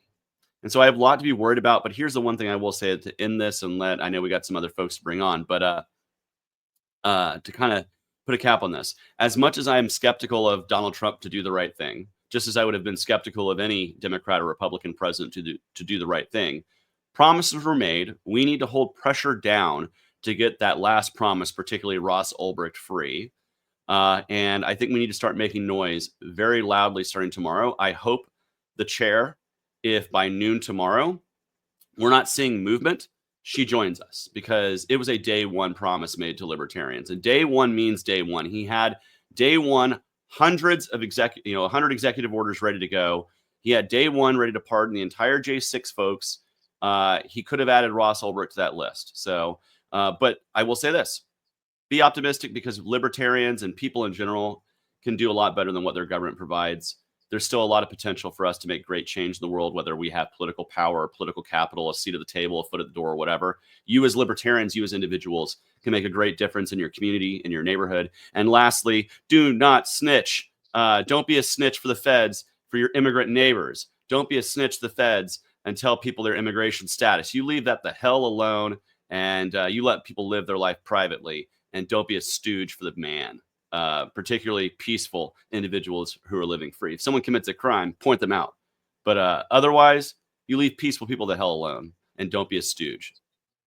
And that's kind of my rant on how I feel about what today's been. That was, we can go in depth on some more stuff. Your rant is awesome. much appreciated. Yeah, I do want to know, because you said we need to start making some noise by noon ET tomorrow. What does making noise look like? I'm going, I myself am prepared to, start sending press releases and media requests out to make sure the media knows that this promise was made to us libertarians, and we demand that it be kept. So I'm going to be doing what I can to try to hold my, people's feet to the fire there. I think we need to start an email writing campaign, particularly to the White House. And I really think we need to look at who in leadership, if there is a roadblock, is being that roadblock, identify them and shame them. And so that way we can make sure Ross is free and that the right people are in place to get that pardon out of Donald Trump. I think we also should be making sure that they remember that this will never happen again. Libertarians will never, if things aren't done, like there will never be any sort of agreement or single issue coalitions that are not beneficial to us in its entirety ever again. And this sort of strategy of kind of kowtowing to this is wholly rejected by libertarians on the ground, especially if they choose not to kind of follow this promise. I think despite Ross being free, since we don't have a libertarian in the cabinet or in top positions actually running the government, which is, I want Ross free because he deserves to be free. And it's certainly the most important thing to him and to Lynn and to many people. But I think if we're looking at what's going to bring libertarianism and more freedom and more liberty in our governance, it's important to have libertarians in top positions that we just have not seen. And so I already think this fusionist promise has failed, because the most important political goals that we could be seeing towards reducing the size and scope of the state, we've already seen Doge reduce their leadership by half. And I'm skeptical as to how busy Elon's going to be doing that, as opposed to playing video games or pretending to play video games or whatever he's doing. So I'm skeptical there. But, hey, maybe we see a reduction in size and scope of government. Maybe I get proven wrong. But I'm going to wait to see the first 100 days and take the temperature and see exactly how much liberty has come to America in 100 days, and how much tyranny, authoritarianism, governing via the executive order without consulting Congress, the co-equal branches of government, how much the judiciary is abused. Like, there's going to be a lot of things I'm going to be grading. And we'll see in 100 days how well these promises have been kept. But straight off the block, it seems there's been some stumbling.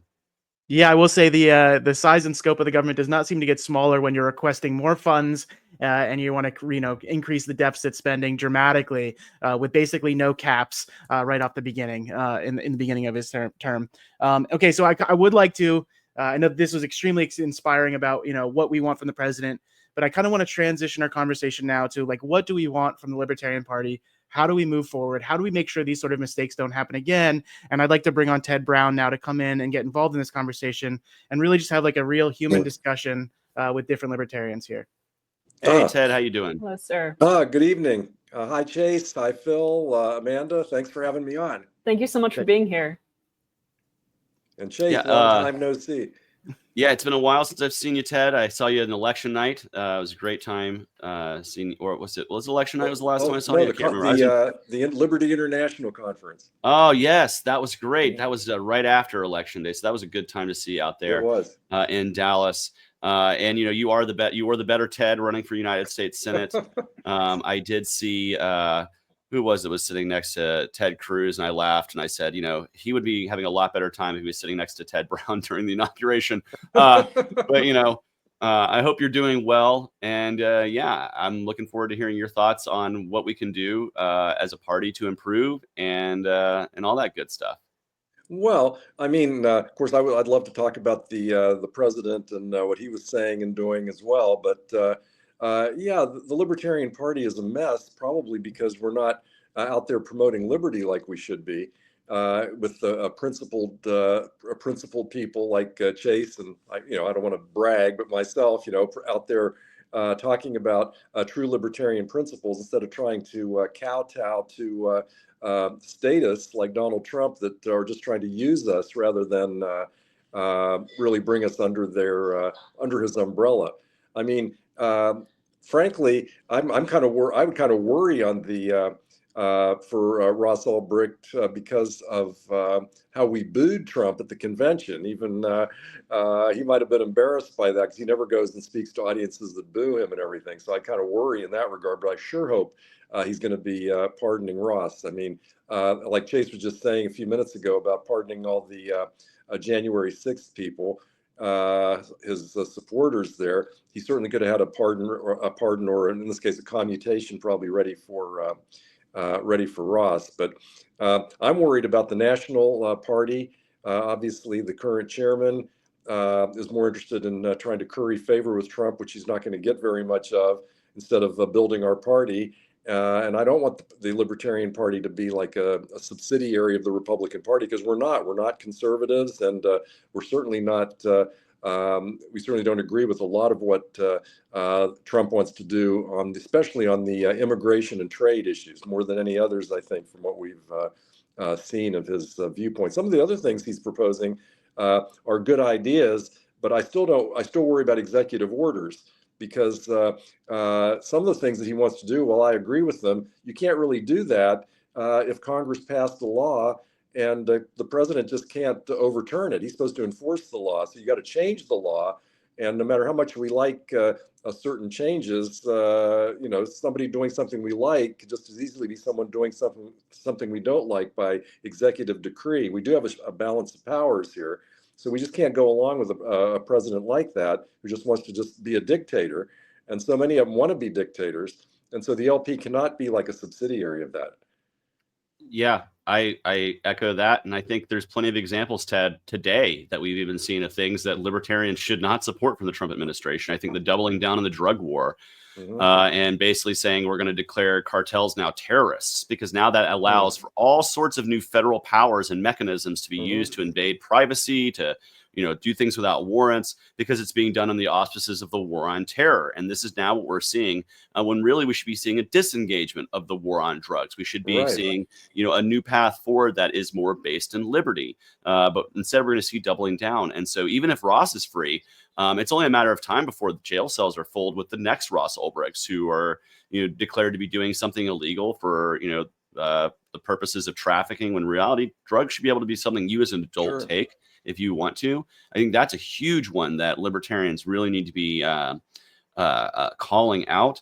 And you're right, the immigration stuff, there's a lot of things that, you can't just bypass and say you're going to do, including changing the name of the Gulf of Mexico. You can't just do that by saying you're going to do that, right? That's a little performative.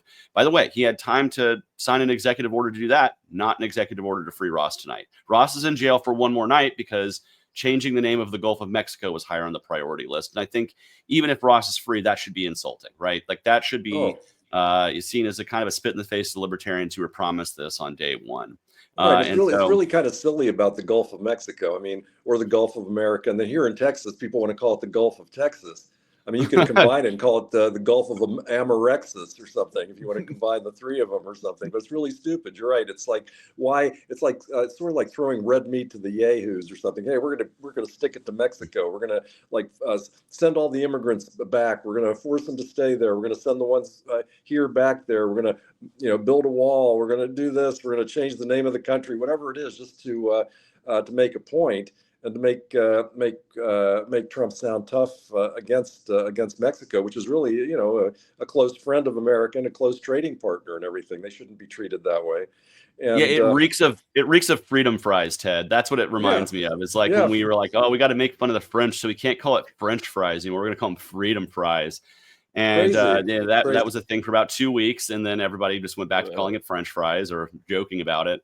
And to me, it's kind of stupid, and we're not going to change all the maps or any of this ridiculous. And what's even more worrying is, are we going to go to war over Panama, the Panama Canal? Ridiculous. I think that's ridiculous bloviating. And of course, he'll maybe justify more military expenditures. And that's the other thing is we're going to see a growth in the size of the state. That's what we really need to avoid as libertarians. We're going to see probably an increase in spending. And, I love tax cuts. I'm all for tax cuts, but you can't do that without cutting spending, because then you create inflation on the back end. You have the Fed printing, the Fed and the Treasury printing money that then devalues our dollar. One of the things I said on the campaign trail is, hey, you remember that $1,200 COVID check? Think about how much less that $1,200 COVID check buys you now than it would have bought you in 2020. And that's because we've devalued our money. And if we continue to spend like it's going out of style, we're going to face a real economic conundrum. And I saw Javier Milei on stage at the inauguration.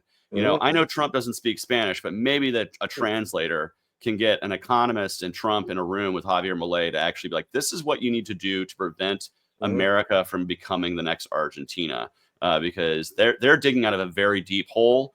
And right now we are in a $30 trillion plus debt hole that we need to build ourselves out of. And again, I'm not seeing much action from the government to reduce the size and scope. And you combine that with tax cuts that are not going to be, dealt with corresponding spending cuts. And it's going to be inflation for working class folks like myself. It's going to lead to more expensive eggs. The eggs are not going to get cheaper, people. I'm sorry. No, but then they're deceiving people with Doge, though, because they're saying, oh, cut $2 trillion from the budget with Elon Musk and this Department of Government Efficiency. And we libertarians could easily cut $2 trillion out of the budget, but the Republicans aren't going to do that. I mean, as soon as they come up with any single cut, there's a large constituency that's going to lobby congressmen and say, nah, and then there's no way that members of Congress are going to approve any of it. They're going to say, oh, well, the stakeholders don't want that. That's why, in my campaign, I said, if you need to cut every single agency, department, and program across the board. There can be no exceptions whatsoever. So everybody feels the pain. You just can't leave anybody out. They're going to say, well, hey, that guy's program's not getting cut. You're going to cut my program. You got to cut everybody's program. And but again, it has to be Congress doing that. You can't just by fiat, or just by ordering people around do that by decree from the executive branch. There has to be, Congress needs to pass those cuts. And the question is, can that happen? I doubt it. That's why I agree with Chase. The government's going to get bigger. It never gets smaller, no matter however much it says, oh, let's cut this, let's cut that. And if Republicans ever propose cutting anything, it's like stopping kids from having lunch or something. They don't want to cut any crony capitalism or military spending or anything for their big contributors. It's usually just something that doesn't cost very much and is just trying to stick it to somebody they don't like.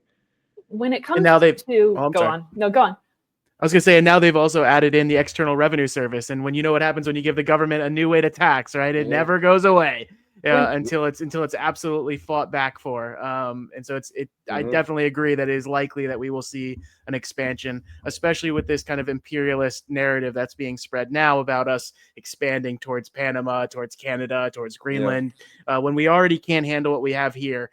Bringing those on that new land is only going to make things worse. More people to worry about, more financial dysfunction in those various countries, and I expect it to get worse. And I'm sorry for interrupting. No, you're fine. I'll let you go.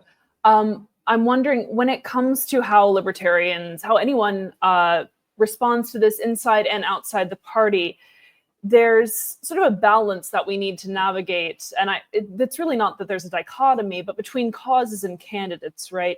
You know, it's not just that the Libertarian Party jumps up every 4 years from the dead. We're trying to do things consistently. And we have candidates because we have causes. So I'm wondering, the two of you especially, how to balance that focus on causes and that focus on candidates at the same time, especially when we're in this off cycle and these off years.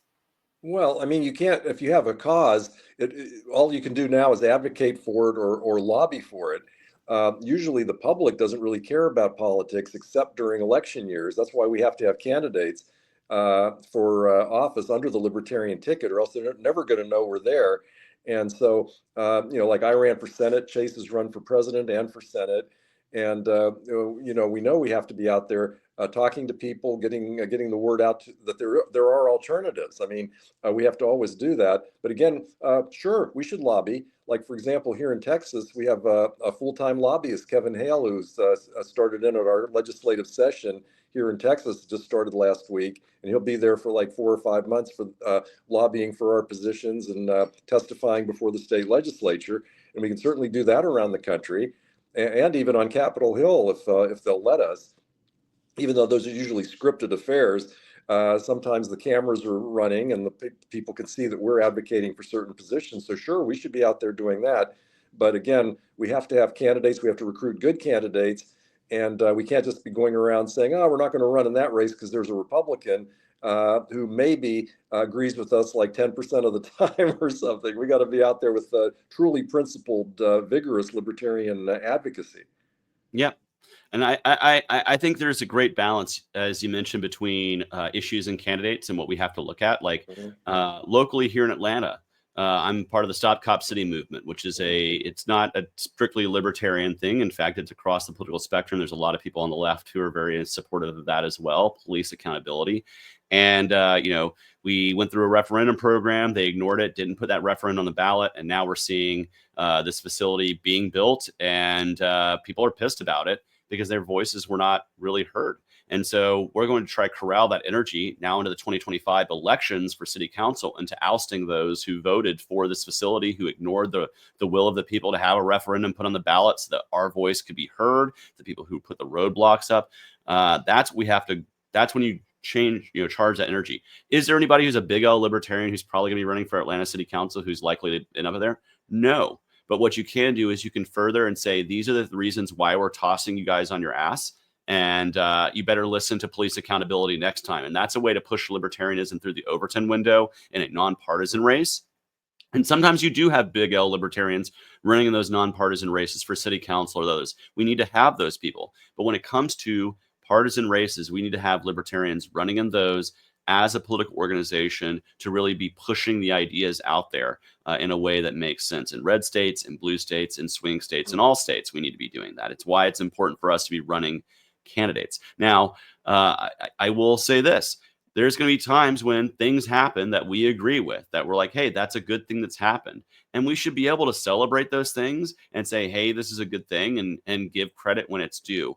But at the end of the day, we are a separately whole different political philosophy from Democrats or Republicans. And we are trying to represent the philosophy of nonviolence, the philosophy of non-aggression, the philosophy of self-ownership and individual rights and property rights.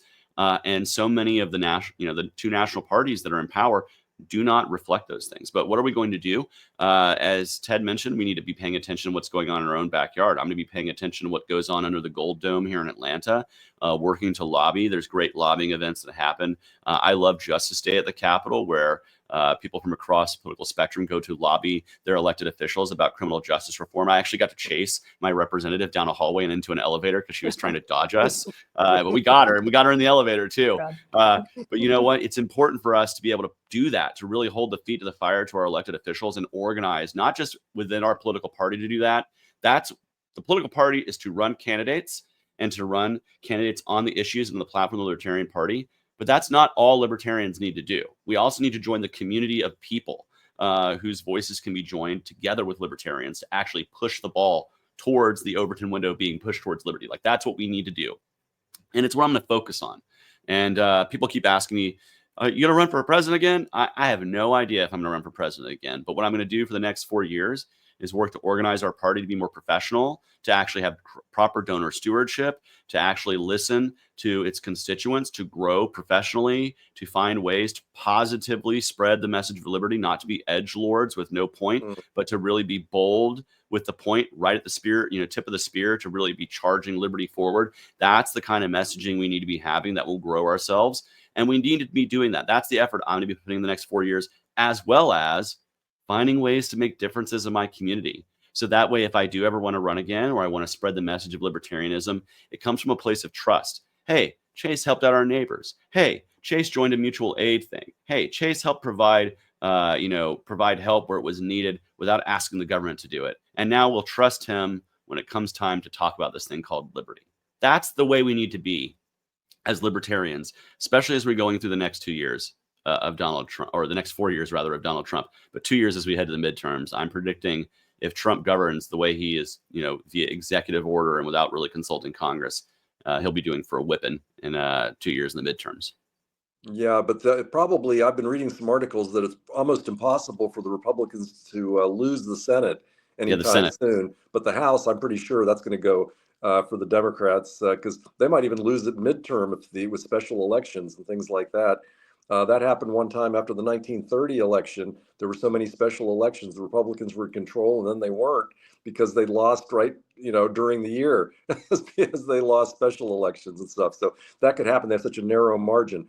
But I agree with Chase. It's great, some of the things that he wants to do in the community to show that libertarians are your friends and neighbors and people you can trust and all that. Not just some crazy person that comes out every 2 years or 4 years for an election. We absolutely have to show that we're allied with like-minded groups and people in the community. And the part about being an edgelord, that's actually a very good point, because there are too many libertarians who are quoted because they have the nastiest take on something, or they might have a good quip, but it's really mean. And we can't really be mean about libertarianism. We got to show that we're a friendly, kindly philosophy that believes in helping people and promoting human rights and all that, not just being people that are contrarians for the sake of being contrarians. And that's what a lot of people think about us. There's something about how we're like, cats that we don't believe anyone's taking care of us. We're totally independent, but we're, but instead we're all the services are being provided for us or something. And that's really not true. But a lot of people think that we're just totally selfish and don't care about anyone and just want to make a point or whatever. When in reality, the libertarian philosophy would help the most people. I mean, it's the descendant of the liberalism that raised people out of poverty and gave them political rights against monarchs, for the last 200 years. I mean, but we need to reclaim that. We can't just be people considered nasty, selfish characters that aren't in touch with anyone, because we really are the philosophy that most people, if you just had a one-on-one conversation with people, would say, hey, yeah, you know what, I believe in that. I believe that people should be able to do what they want and not harm anyone else. But we got to be able to express that in a way that people are going to actually see it. Not enough people see us, and we also need to say things in a way that are not going to offend people. Well, let me give you a great segue. because, you know, when you just mention how we can't be nasty, we have to have some sort of loving message. We have to be reaching out to people. That's what made Ron Paul very successful in 2008 and 2012, reaching out within the Republican primary as a small libertarian candidate within that major party primary.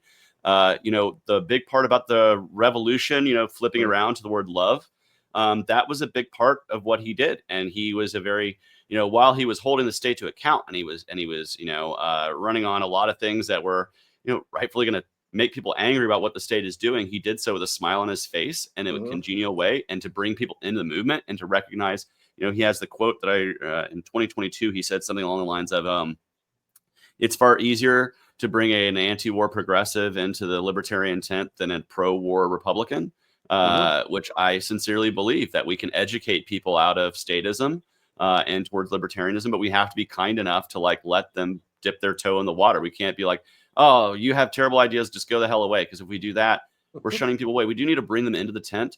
You don't make them leadership on day one. You know, you don't say, hey, you're our next candidate, our next standard bearer, because you've just been here for 5 minutes. But you do welcome people in. And that's something we do have to be better about as a party. And Ron Paul was great about that. And speaking of Ron Paul, one of the things I do want to talk about is Doge, you know, the Department of Government Efficiency. You know, libertarians were celebrating online all the time. Hey, Ron Paul's going to be part of Doge. He's advising Doge. He's doing this. And in a recent interview, actually, he revealed like he's not formally part of that. He wouldn't be if he was asked. Like, he did not endorse Donald Trump. And, you know, he said, I'll take their calls and I'm happy to advise them. But like, it's not a formal position that he's taken. And so I think if Doge fails, we don't need to blame Ron Paul for it, because he's not really, you know, in charge of all that. So I would see a video clip. Awesome.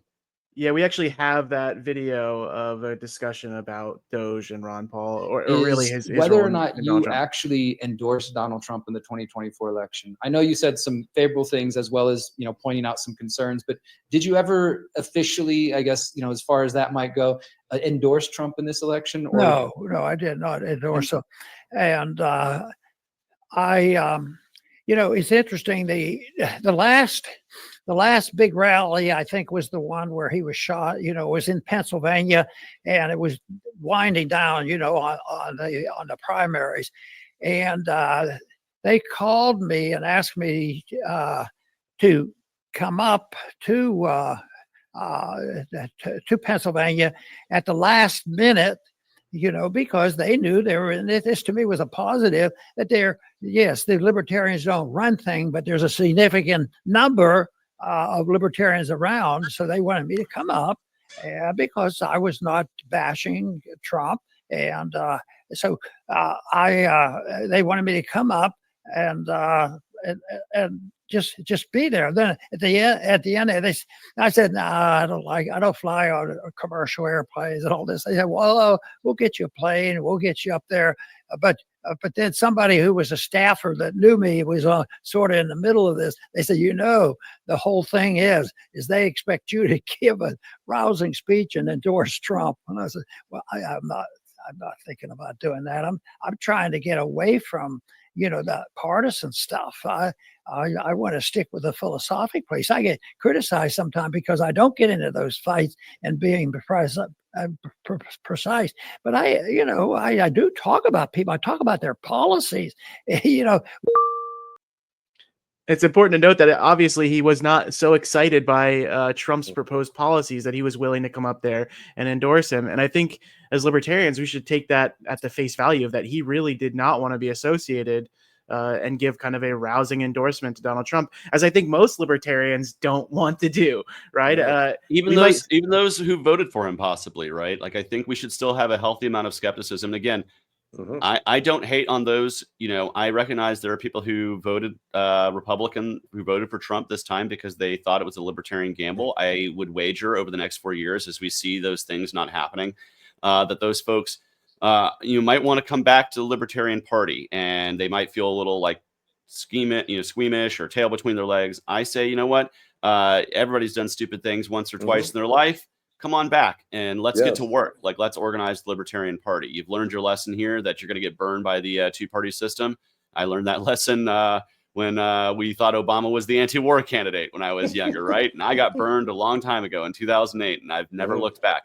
And so if folks get burned by the two-party system, we should just say, you know what, we don't hate you because you did that.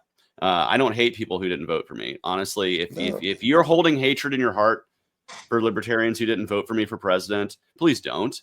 I don't. I'm lifting that burden from my shoulders, and I think you should too. And we should organize to make for a more free world.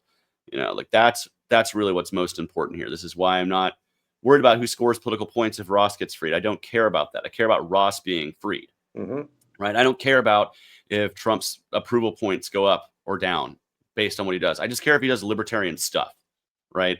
He's going to concern himself with whether it makes him popular or not, which kind of worries me, because a lot of libertarian things, the DC establishment into the two-party system, they're not popular. So that's where my worry is. But yeah, and there's right. a lot of dispute. I bet there's going to be within the Trump cabinet, because he has some people who don't agree with each other in his cabinet. Like, for example, like Marco Rubio, for example, who's just been approved unanimously as Secretary of State. Can you believe that every Democrat voted for him also, because he's the ultra statist interventionist foreign policy guy. And you think Trump said he'd be different, but no, he's picked the Secretary of State, the #1 guy in his cabinet, who's going to be a big establishment foreign policy person. And that's the place where the establishment has their digs in more than anywhere, is in the military industrial complex like that. And so I don't see much hope for many changes there, with certainly not in the Middle East, and who knows, maybe even not even in Ukraine. When we're talking about some of these swamp monsters getting in there, then I can't believe that he appointed them, or else he doesn't really care about that. Rubio's 99-0, by the way. The only person who didn't vote for him was JD Vance, because he can't vote for him anymore because he's not a senator anymore. So that's why it was 99-0. Yeah. And that's it just gives you a sign of like how how they are just two wings of the same bird, right, man? They are. When it comes to organizing and organizing individuals outside of the political sphere in terms of direct action, in terms of a cause, or maybe issue-specific coalitions, there's this attitude, I think we've all seen it, of learned helplessness. And it helps people who are in power, right? If you just think that there's really nothing that you can do except for vote. And usually you have to vote for one of the two major parties, because otherwise your vote doesn't matter. I'm sure that the both of you have dealt with this kind of apathy and this kind of learned helplessness. Personally, I found that usually it helps to go to people outside of even a political issue. You get them on the issues that affect their daily lives, and then perhaps you draw them in on a policy. It's not even, hey, Republican, hey, Democrat. It's, hey, gig economy worker, hey, stay-at-home mom, whatever. But how do you work around that sense of there's really not much we can do except vote? Well, I mean, part of that is finding those who have done really good things in the world using their human capital and their ability to make changes in their world without using government, and highlighting the work they've done and supporting the work they do. If people say there's nothing I can do to change the world to make it a better place, I just have to rely on the government or just use my vote. I have lots of examples of great people across the country, as I've traveled to 50 states, who have made really amazing changes in their community. One that I always shout out is a group called Shred the Stigma out in Oklahoma, through direct and mutual aid, providing Narcan, clean needles, and fentanyl testing to those who are suffering from addiction, creating harm reduction strategies. Over 1,000 lives have been saved with that Narcan. That's over 1,000 people who would be dead otherwise. But this guy, Drew Cook, and his folks out there with Shred the Stigma formed an organization to help people. And so that's just the power of what a few dozen people can do to save thousands of lives. And if that can be done in Oklahoma City and Tulsa and those areas, what can be done in your community and in your neighborhood?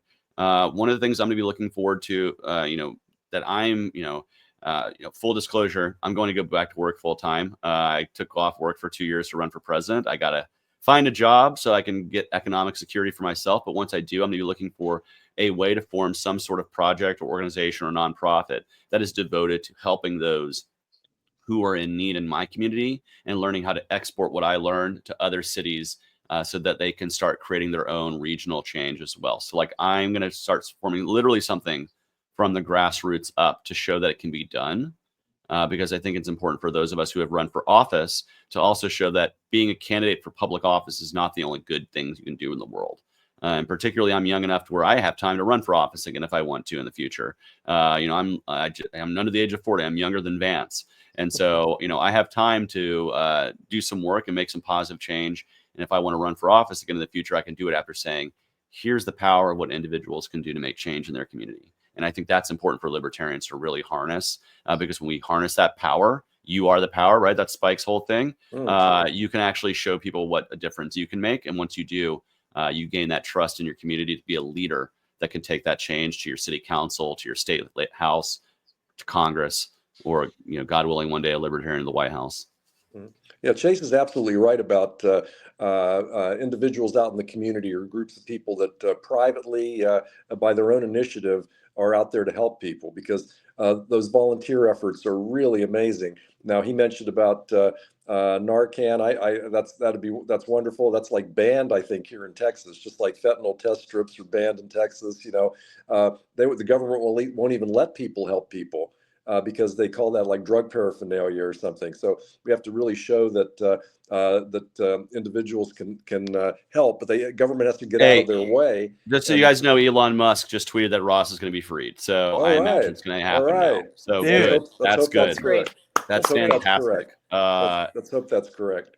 And but the part about the for example, there was just a story about how now with the cold weather, how churches want to bring in homeless people to feed them and give them shelter.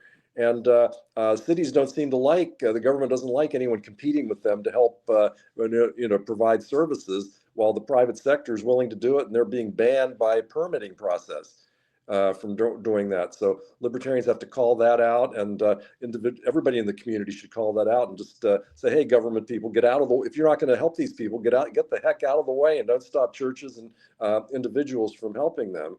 And we just have to show that the government's in it for themselves, really, and not really there to help people, and getting in the way of those that do want to help. For example, how about in North Carolina, where the hurricane victims down there, and the Amish went down there to build little houses to shelter people, and they're told, no, you can't do that because those violate the building codes. And then government agencies even do it to themselves, like over in California with the wildfires. Oregon sent down some 60 fire engines, and they stalled them, stuck them at the border. Says those don't pass our emissions requirements in California. I don't know if we can let those Oregon fire engines down here to fight the fires, and it's going to be like free to Californians. So government just gets in the darn way, and we need to show and encourage people just to do their own thing and get people helped when they help people. Please help people, and maybe shame the government or whatever. But I think it's very encouraging, because people in the community always want to help other people. And we need to be encourage that, and certainly be part of it. Why not?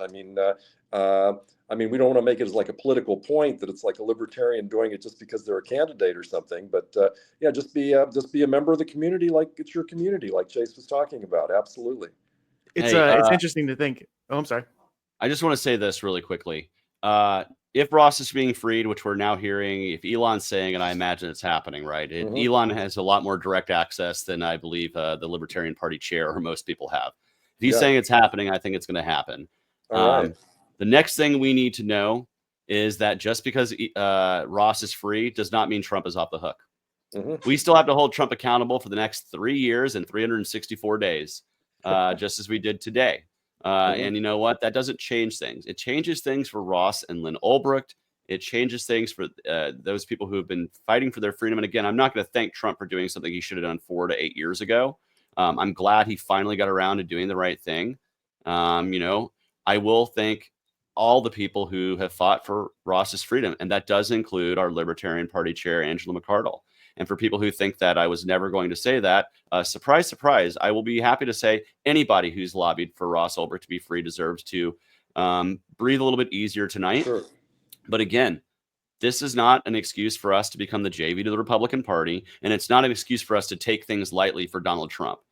If we're putting on a scale of things. Ross Ulbricht is on the scale of good things. There's a lot of scale on the bad things. So we need to be able to be objective, and as libertarians, not sell out to the idea that just because we got one thing promised to us, especially with the other things that were promised to us we didn't get, that we can all of a sudden just let Trump just do what he wants to do, and then he's going to be a partner to liberty. But good for Ross Ulbricht, good for Lynn Ulbricht. Holy crap. And I say this as somebody who's had family who has been incarcerated. I know exactly what it means to be separated from people you love. I know what it means to have to visit people in prison. I know the stress of being denied the ability to like live free. Like I know these stresses directly through family and friends. And I can only say that I'm very, very happy if Ross Ulbricht, if this is the last night he has to spend in a jail cell, that is a good thing for him and his family. And again, I'll thank everybody from Thomas Massey to libertarians to the crypto community to Lynn Ulbricht, who has been the ultimate champion for her son. Yes. They all deserve to say, you know, this is a good thing, but it doesn't mean that we as libertarians just stop holding Donald Trump to account. The same as if Joe Biden had pardoned Ross Ulbricht. If Joe Biden had pardoned Ross Ulbricht, I would still be saying Joe Biden did a lot of terrible things as president and deserves to be held to account for it. We need to hold the same standard to whoever inhabits the Oval Office. It is not a one and done. Phil, I know you've got a question to pull up that I want to get to, but I want to quickly say for people watching in the Libertarian Party, get ready to be told that you are upset that Ross is free because you just hate Angela that much. That's untrue. No. That's untrue. And get ready to hear that straw man and get ready to refute that. And don't let that keep you from, as Chase said, continuing to hold Trump's feet to the fire on other things. Because it's every single issue is taken individually. This is an amazing thing. And anyone, yes, who helped with that needs to be thanked for it. Yes. And don't take the straw man. Do not let them say that. You know, just as we have to hold Trump to a totality for his administration and for the things he's done, we also have to do the same thing inter-party for our chair. Yes, it is a great thing that she lobbied for Ross to be free. Sure. We're still at the lowest membership, the lowest donors, the lowest number of elected libertarians, the lowest number of people who are running across the country. And we need to reverse course on this. And it doesn't involve continuing infighting. In fact, let this be the victory that Angela wants, and let's start actually, you know, contributing towards building the Libertarian Party. I think trying to dance on people about this is gauche. It's not something that, you know, again, celebrate Ross being free. Don't celebrate that I just scored political points. No, that's stupid. It's the same as if Ross hadn't been freed. I would have been sickened by people who are like, nanny, nanny, boo, boo. Like, no. If Ross hadn't been freed, I would have been shouting about it every day for the next 4 years. But I wouldn't be celebrating the fact that he wasn't free. And I think we need to take the same route now that he is free, is saying this is a good thing that he is free. Sure. But it doesn't mean that, you know, it doesn't mean that the totality of one's chairmanship or one's presidential administration is through that one action. And we need to take it through that lens. But I'm happy Ross is free. Jesus Christ. Sure. Absolutely. If you've ever known anybody who's been in prison, particularly for something they shouldn't have been in prison for a drug crime, for sex work, for anything consensual without a victim, you know how BS it is to see somebody suffering. And you know how terrible, if you know how terrible the United States prison system is, you should know that it's miserable and that many people are over sentenced, particularly Ross Ulbricht with 4 life sentences. There are rapists who have lower sentences than that. And so I'm very happy that Ross is free. Yeah, absolutely. But I'm also thinking that we shouldn't make this into an inter-party political football. No, you got to give credit where credit is due. Absolutely. And the same, I would give credit to where credit is due to Joe Biden also, what he did yesterday. He commuted the sentences of 2,500 drug prisoners, including Leonard Peltier. And Leonard Peltier, the American Indian activist who'd been in prison for 47 years, I think it was. And you know, when I ran for president, there was 3 people that I said I would immediately pardon if I were elected. I would walk up to the microphone after taking the oath and saying, these people are free. And that was Ross Ulbricht, Leonard Peltier, Edward Snowden, and Julian Assange. Julian Assange has gotten a plea agreement. He's now allowed to be home. Leonard Peltier has had his sentence commuted to house arrest so he can go home. He's in his 80s, live the remainder of his years with his family. Ross Ulbricht, it looks like, will be freed. The last one is Snowden. I I think 3 out of 4 is not bad, and that's a good thing. And we should be celebrating all 3 of those. And again, you're right. Biden for commuting the drug sentencing. Biden for moving commuting death penalty, Yes, death the row death prisoners sentences. Yeah. down to life in prison, so that we don't exercise the horrible death penalty, which is something that is explicitly our party speaks out against. There are victories here on the edges. My worry is that we get distracted by these very good things and we miss the fact that the government's going to be growing and that the authoritarianism is coming. And we need to be aware of both of those things. We need to be smart enough, intelligent enough to recognize both of them and we have work to towards celebrating the good things and fighting the bad.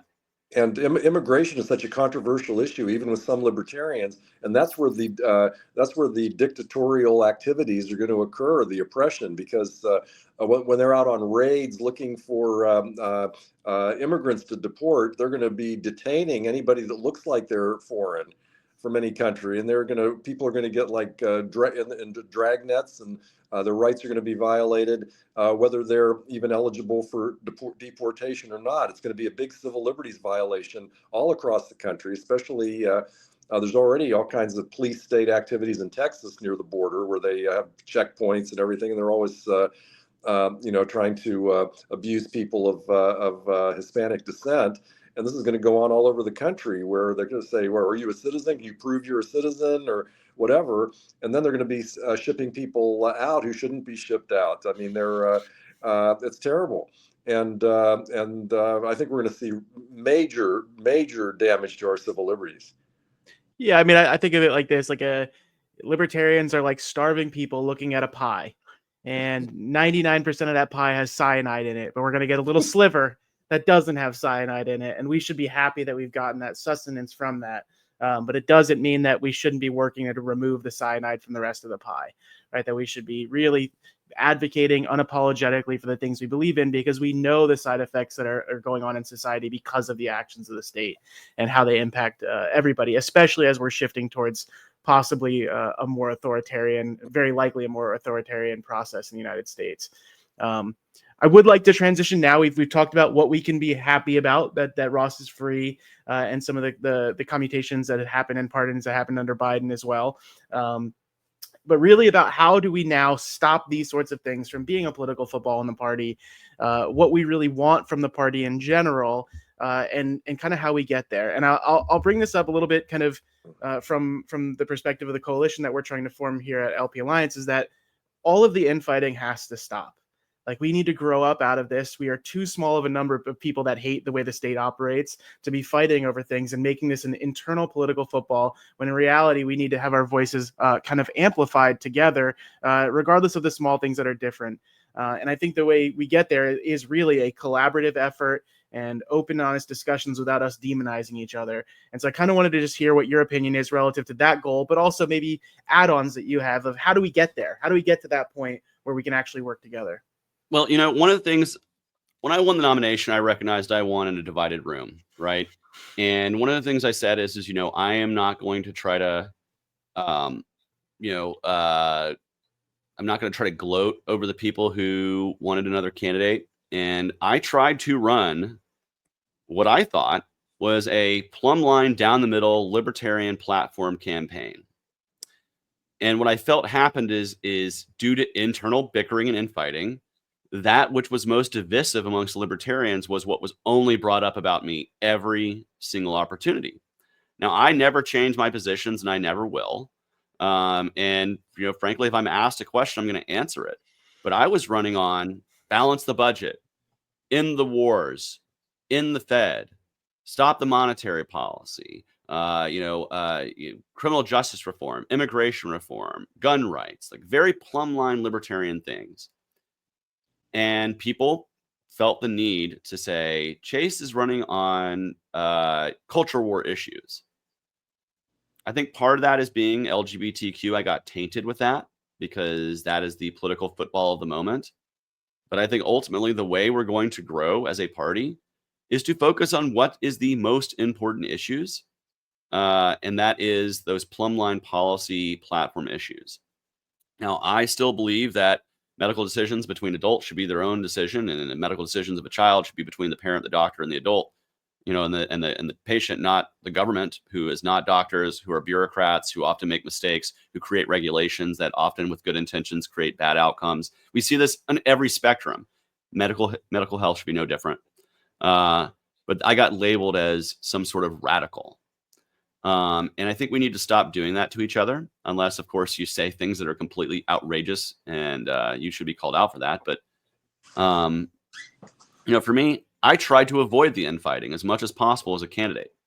Now, as a lifetime member of the party who's just going to be working within the party, I want to identify people not by what ideological tent do you fall in the Libertarian Party. My focus on electing leadership and growth is, do you have a plan? Have you worked in the nonprofit or political space and shown real success at like donor stewardship, reaching out to members and making them feel like they're part of the process, growing your affiliate? Like, these are the things that I'm looking for leadership.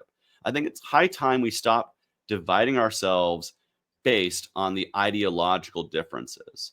See a question here. How can I help grow the Libertarian Party in Utah? I want to help grow this party. First thing you do is join your state party and actually join your local affiliate or your state affiliate at your next meeting.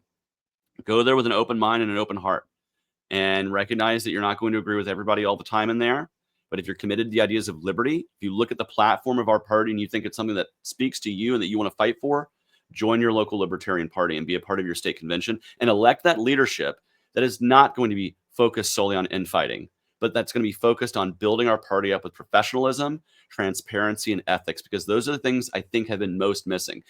Of the people on the LNC who I disagree with and think they should not serve again, on political items, we agree with 99% of the time. It's the style and substance of which they've been running boards that really give me pause and that make me want to have better leadership that is more focused on those three things: transparency, professionalism, and ethics, which are things I think have been sorely lacking, particularly at the national level, but in many states across the country. And we need to shore that up by finding people who want to do the hard work and not just take the glory for it.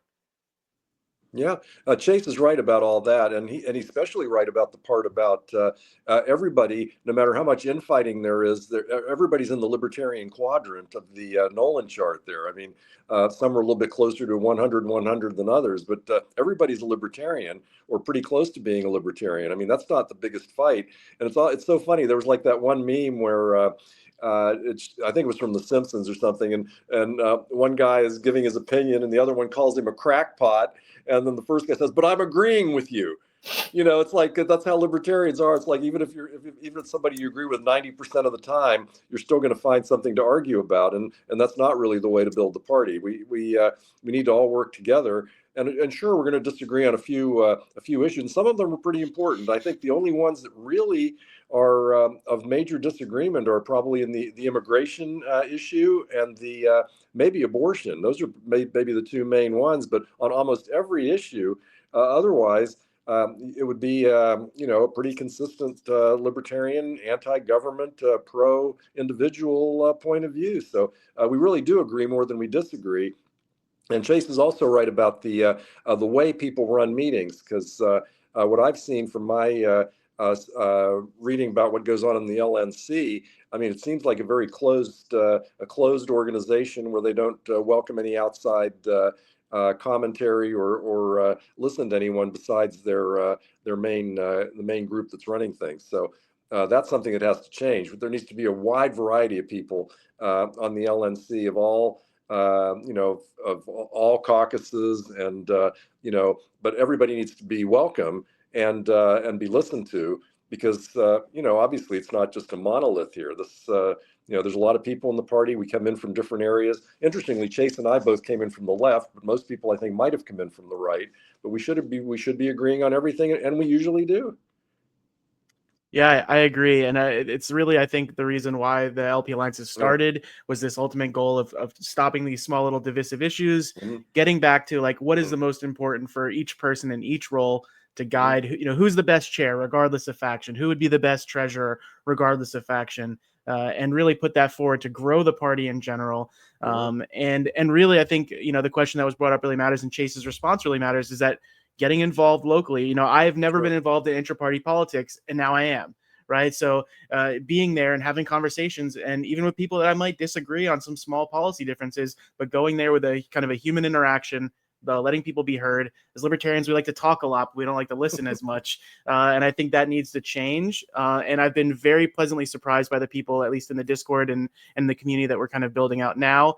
And I hope that we can help in this process some way. And, you know, it was great speaking with you. I'm happy you guys came here. We will likely be doing these more in the future. And so we might have other topics as the time goes on. And I would hope you guys would become guests.